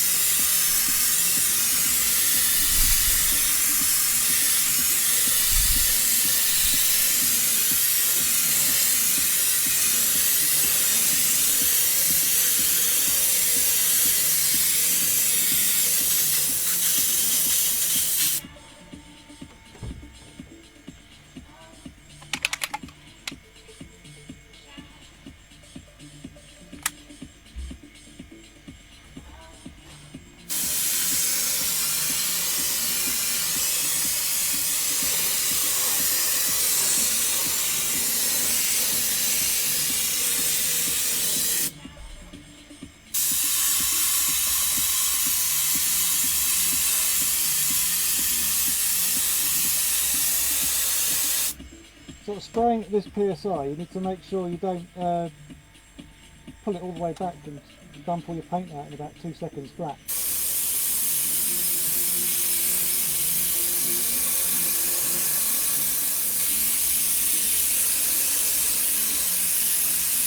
I never spray this PSI normally. Big shell problems. Hashtag.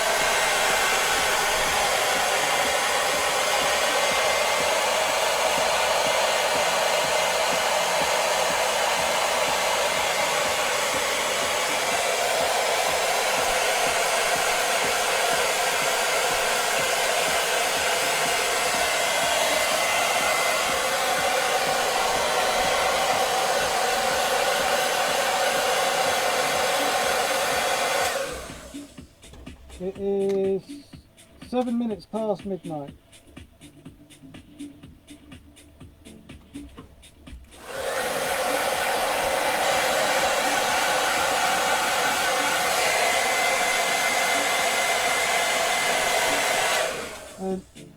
Yes, I operate on very little sleep. Do I need more? Yes, I do.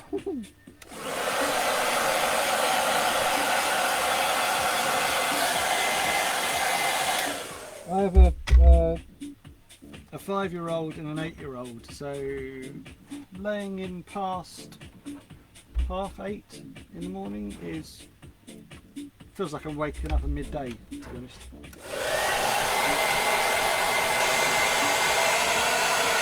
And that's on the weekend, but this is a weekday, so this is birthday.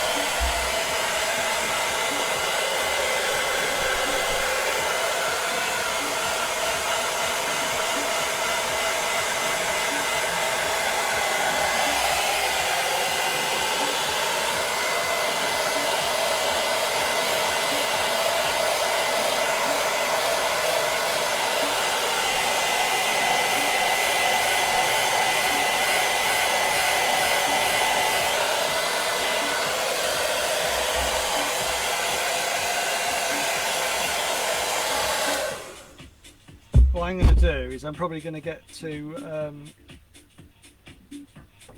we'll get the orange in, we'll get the white on, and then I'm going to have a bit of a sit down for a second and just assess how much further I'm going to go with this tonight, because I don't want to, as I said, it's a long time finished, I don't want to rush it. So if it means it takes me another evening, it takes me another evening. Don't you dare move, stop.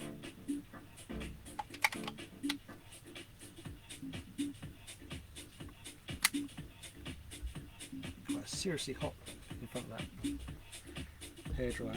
Not used to hairdryers, as you can tell. Oh, that hair looks dodgy.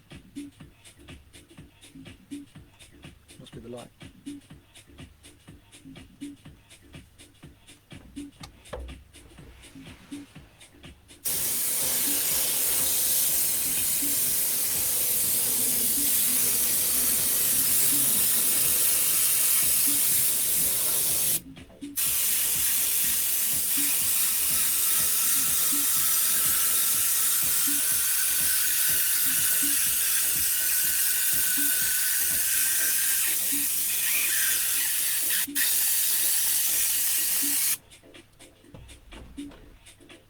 With these neon colours, it's always hard to judge how much you need to apply. Because obviously once you back it with white, it's going to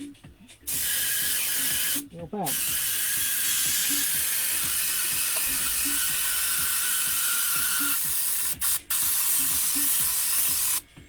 Just knowing how much to apply when it's naked like this.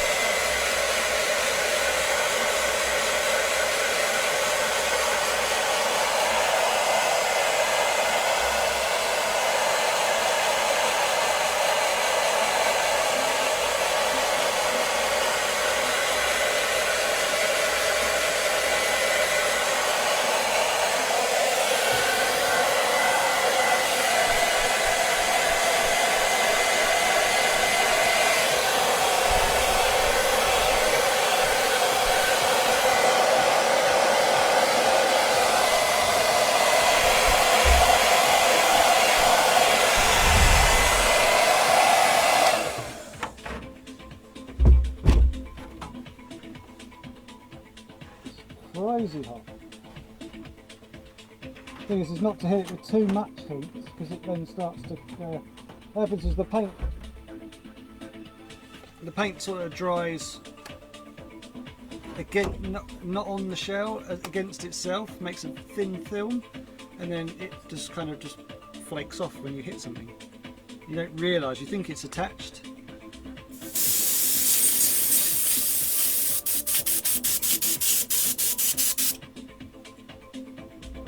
tip for you, is so you don't heat it too aggressively. Got it. Mosquito, little bastard.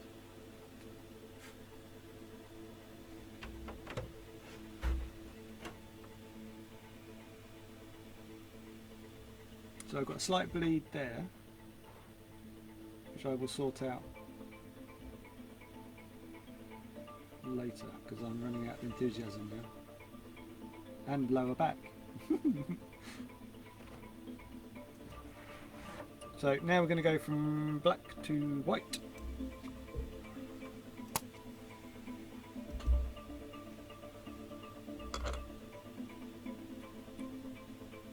This is where the orange will start to pop now.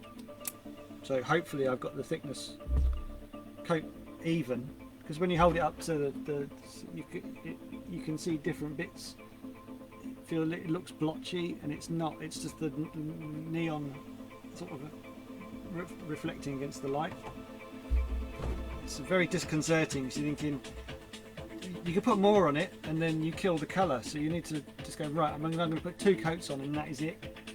You put too much on, you then deaden the colour when you do put the white on. Does that make sense? So it's just finding the balance.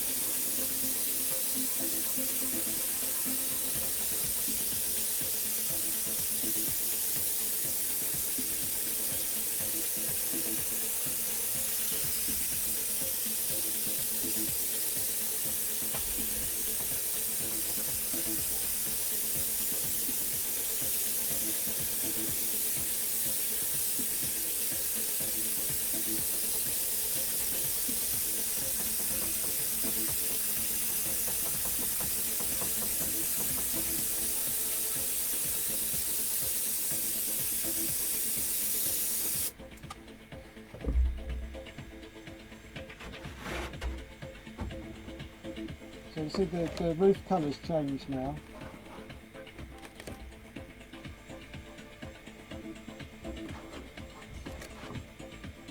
It's a much brighter orange, much deeper orange now, whereas that's still got a long way to come up yet.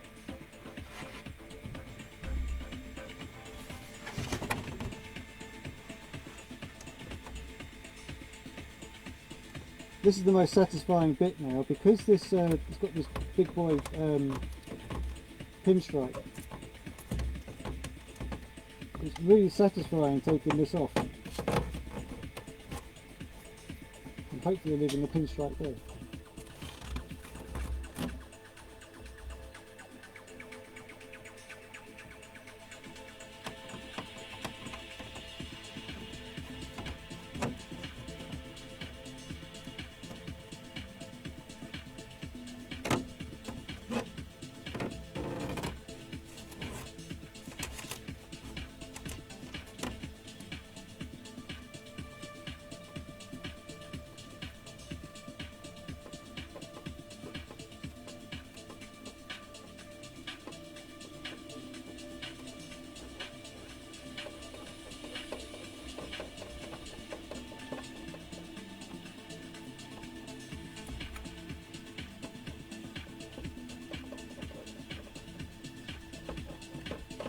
I'm not used to all these sort of crooks and crannies that the liquid mask, because these different angles, the liquid mask just doesn't stick to it, it just rolls off. So you get sections that are like twice as thick, and then sections that are just not thick enough to even support gripping.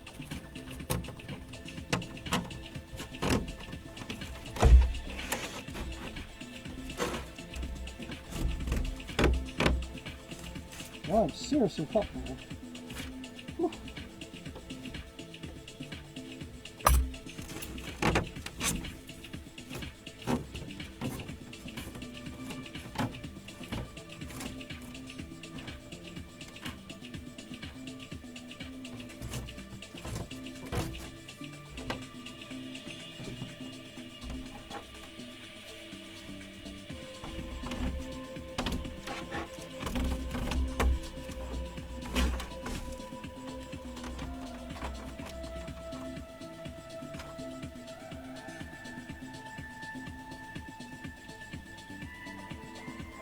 So that just peeled the pinstripe.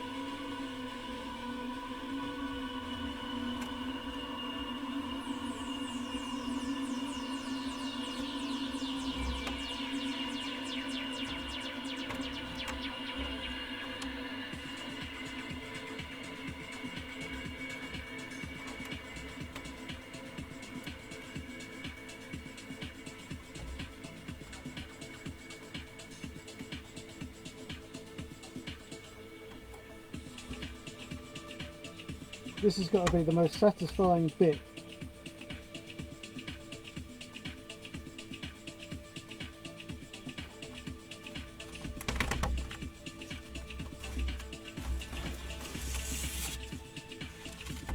Yeah.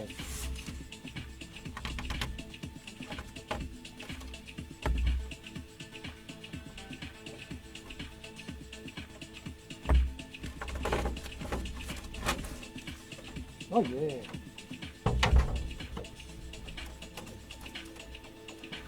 Right, I've got to be careful around here and here because this is where I had the issue earlier.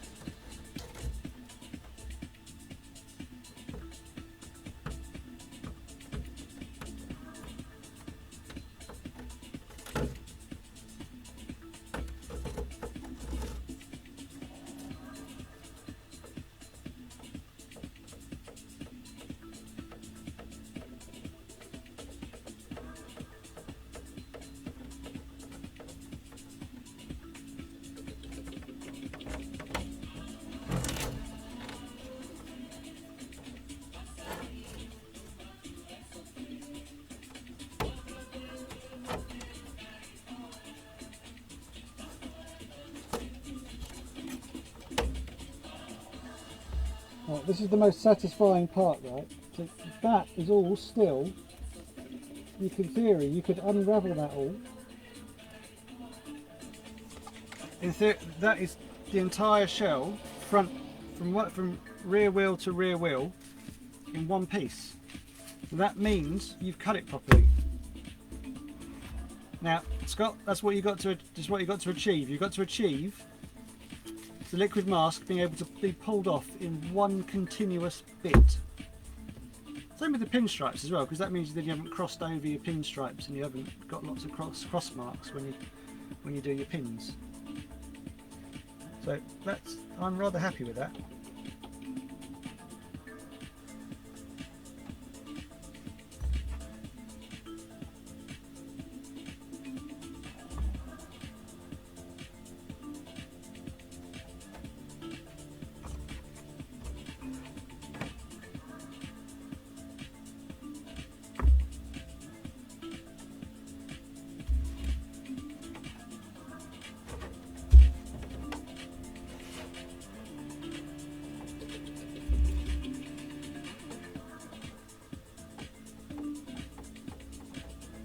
I've got this confetti type stuff here that's stuck again as well. So in this case of removing this by hand.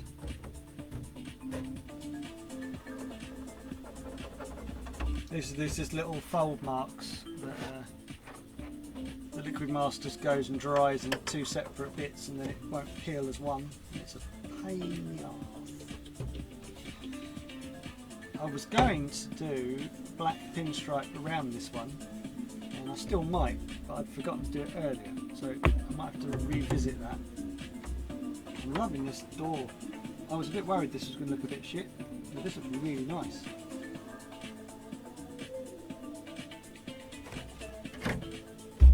So I'm just making sure I've got all the liquid mask off and there's no little bits left, because it's much easier to get it now than it is after you put a layer of paint on the shell.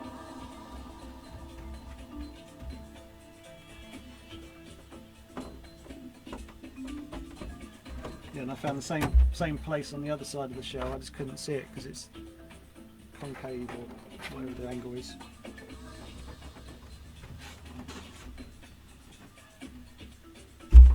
Well, how the fuck do you get to this? So I'm getting a bit sweary now, sorry. It's now balanced on my head.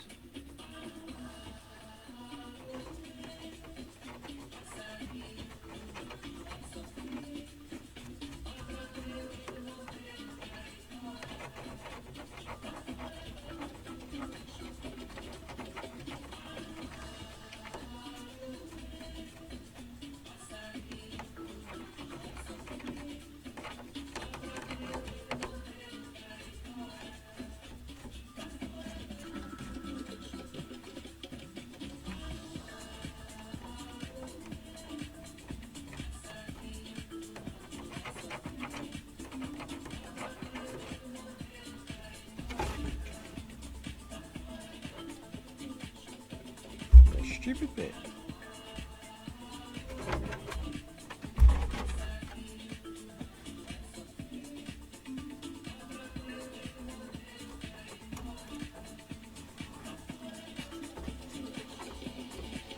This is where you trust your cutting.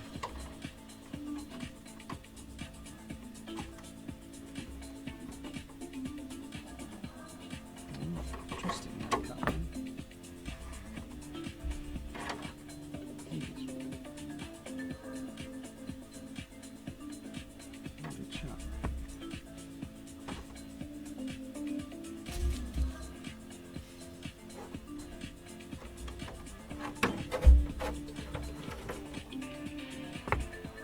Right, white, it says.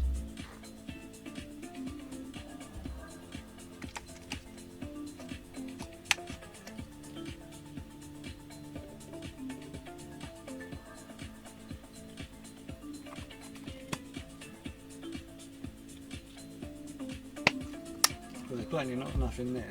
Hopefully I've got some more. I'll look in a minute.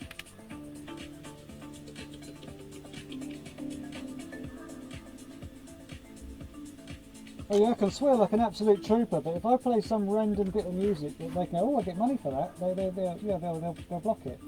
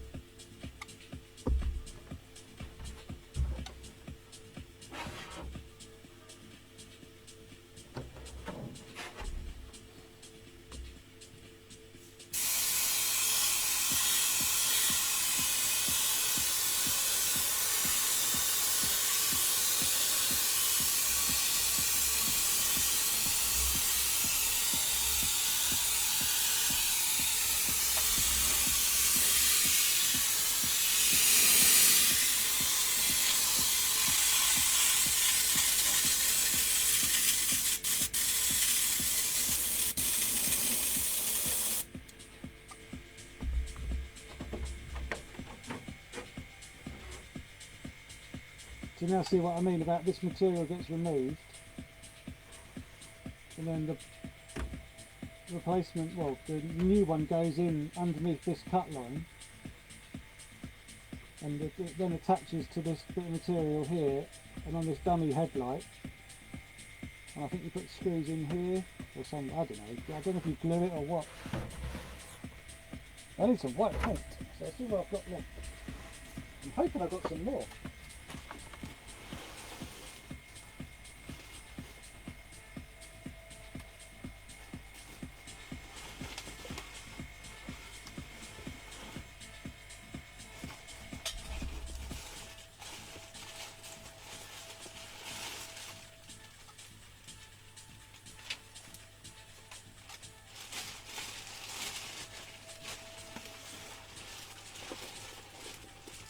Oh, that's lucky. I got baby ones. Because you know, when this pandemic thing started and everyone started going to the supermarkets and fighting for loo roll, well, I went round all the model places and ordered as much paint as I could. And I'm still using it. So my priorities are a bit screwed. In fact, I've only got one more of these. I only got these little baby ones because that's all they had in stock. And I know the Answer RC importer, Paul. Peter. He's not very well. He had a stroke. So good luck. Hope you get better soon. So I have to order some masks in.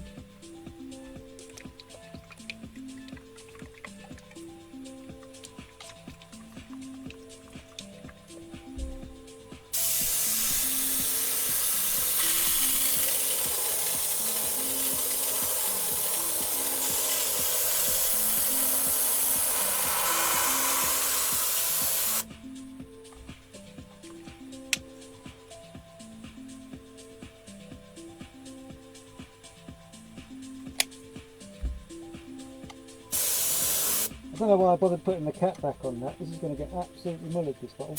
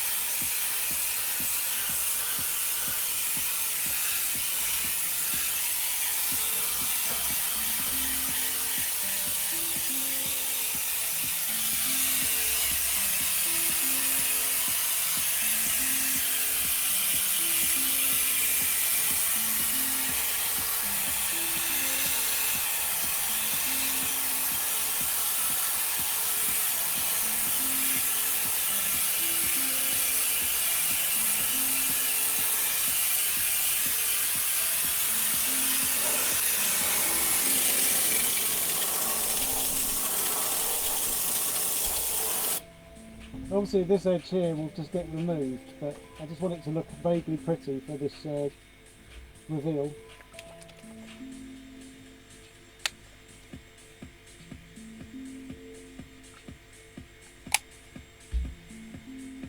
My compressor's having a right old grumble with this PSI.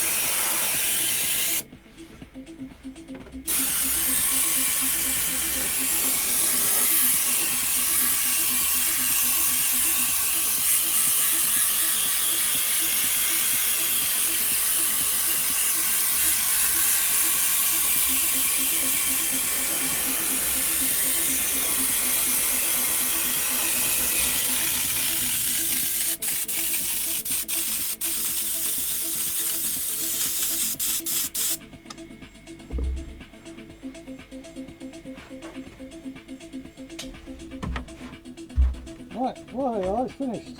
I can't even get it on the bloody camera. So obviously I've got the pinstripe here to do, which I haven't decided if I'm going to do chrome or... On the latest one I've done black, so I'm probably going to do black again, which means an extra coat of white so that I don't get it to bleed through. Obviously white's not really an issue with this. And then you've got the chrome pinstripe line that's going to come up around this white line here. I've got that to do. I've then got the window frame to do here, which will probably also be chrome. And then you've got the chrome pin here.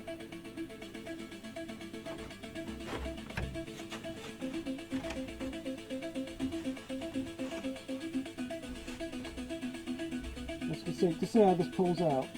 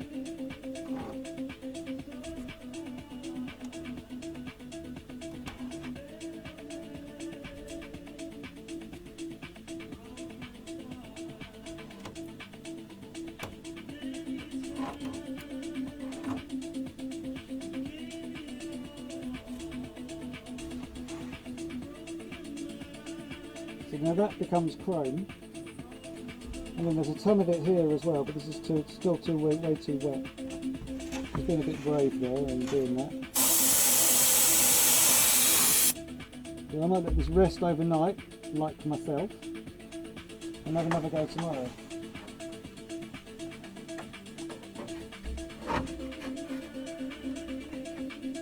You can now start to see.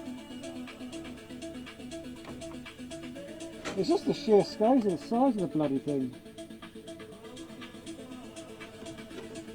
It's not too dissimilar to a GT12 on Astor.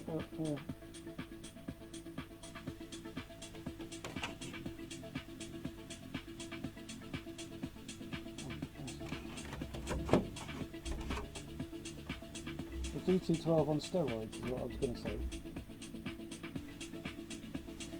Obviously that's whiting out now against the camera, so you can kind of see where I am now and what I've still got to do. So I've still got all the pinstripe to do.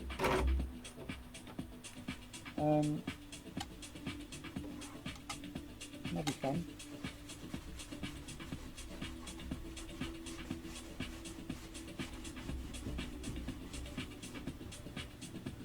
The detail on the roof's looking good though, because I've done it a bit more subtle this time, as opposed to I did on the tent fronting.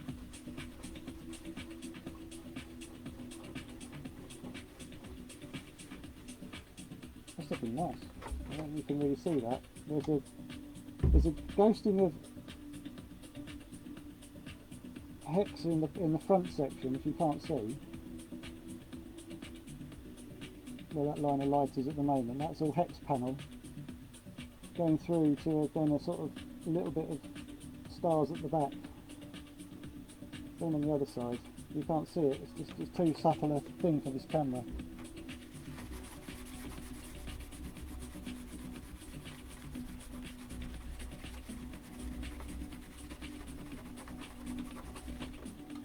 So it's nearly 1 in the morning, and I reckon I've probably still got another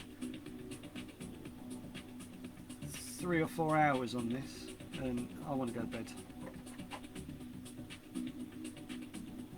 I'm not going to push through it. I'm going to leave it till tomorrow. Come back tomorrow night. Hopefully finish it off. And I've still got the other 2 touring cars to finish off as well for this batch. Hopefully, I mean, what's today? Today's Tuesday? So, well no, it's technically Wednesday now. If I can get this finished later today, I should get it in the post on Thursday. I like it to cure for a couple of hours before I stick it in a box. Especially it's got to go to Germany, so I want to make sure it's properly dry before it. Hopefully it'll be sunny tomorrow. I can leave it out in the sun for a bit.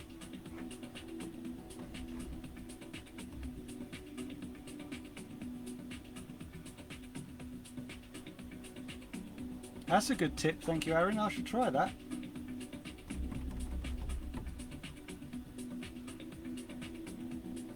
Right, so I shall put a picture up of how far I've got. There's 3 of you watching, so thank you very much for watching. It's a little bit disjointed because obviously these are a bit of an unknown doing this sheer size. I mean, it's nothing I haven't tackled already, but it's a different model, and you can see how pronounced these are. You get your finger stuck in those. So there you are. Look, you can really see how much of a bump they are. So cutting pinstriping those was not pleasant.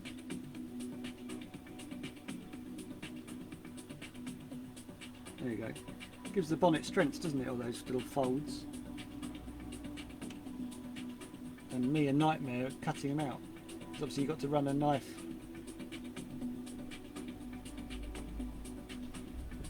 So you are smart, Aaron. Right. Thank you very much for watching. I'm sure I'm very miffed I didn't get more done, but as I said, it's a long time finished. That's looking wicked. You can't see all the detail on the door. I should take some pictures in a minute. You can't see all this hex panel down the side of the door and on the roof. That looks wicked actually. That sits much nicer. It's a lot more subtle. Oh, I'm excited. Right. If you're hardened, mate, then we've got problems. Right. I might be on tomorrow night to see how much further I get with this. But sorry, this evening. Thank you very much for watching. Let's put this right way up. It's the wrong way up at the moment. Thank you very much for watching. Good morning, good afternoon, good evening, good night. Thanks for watching.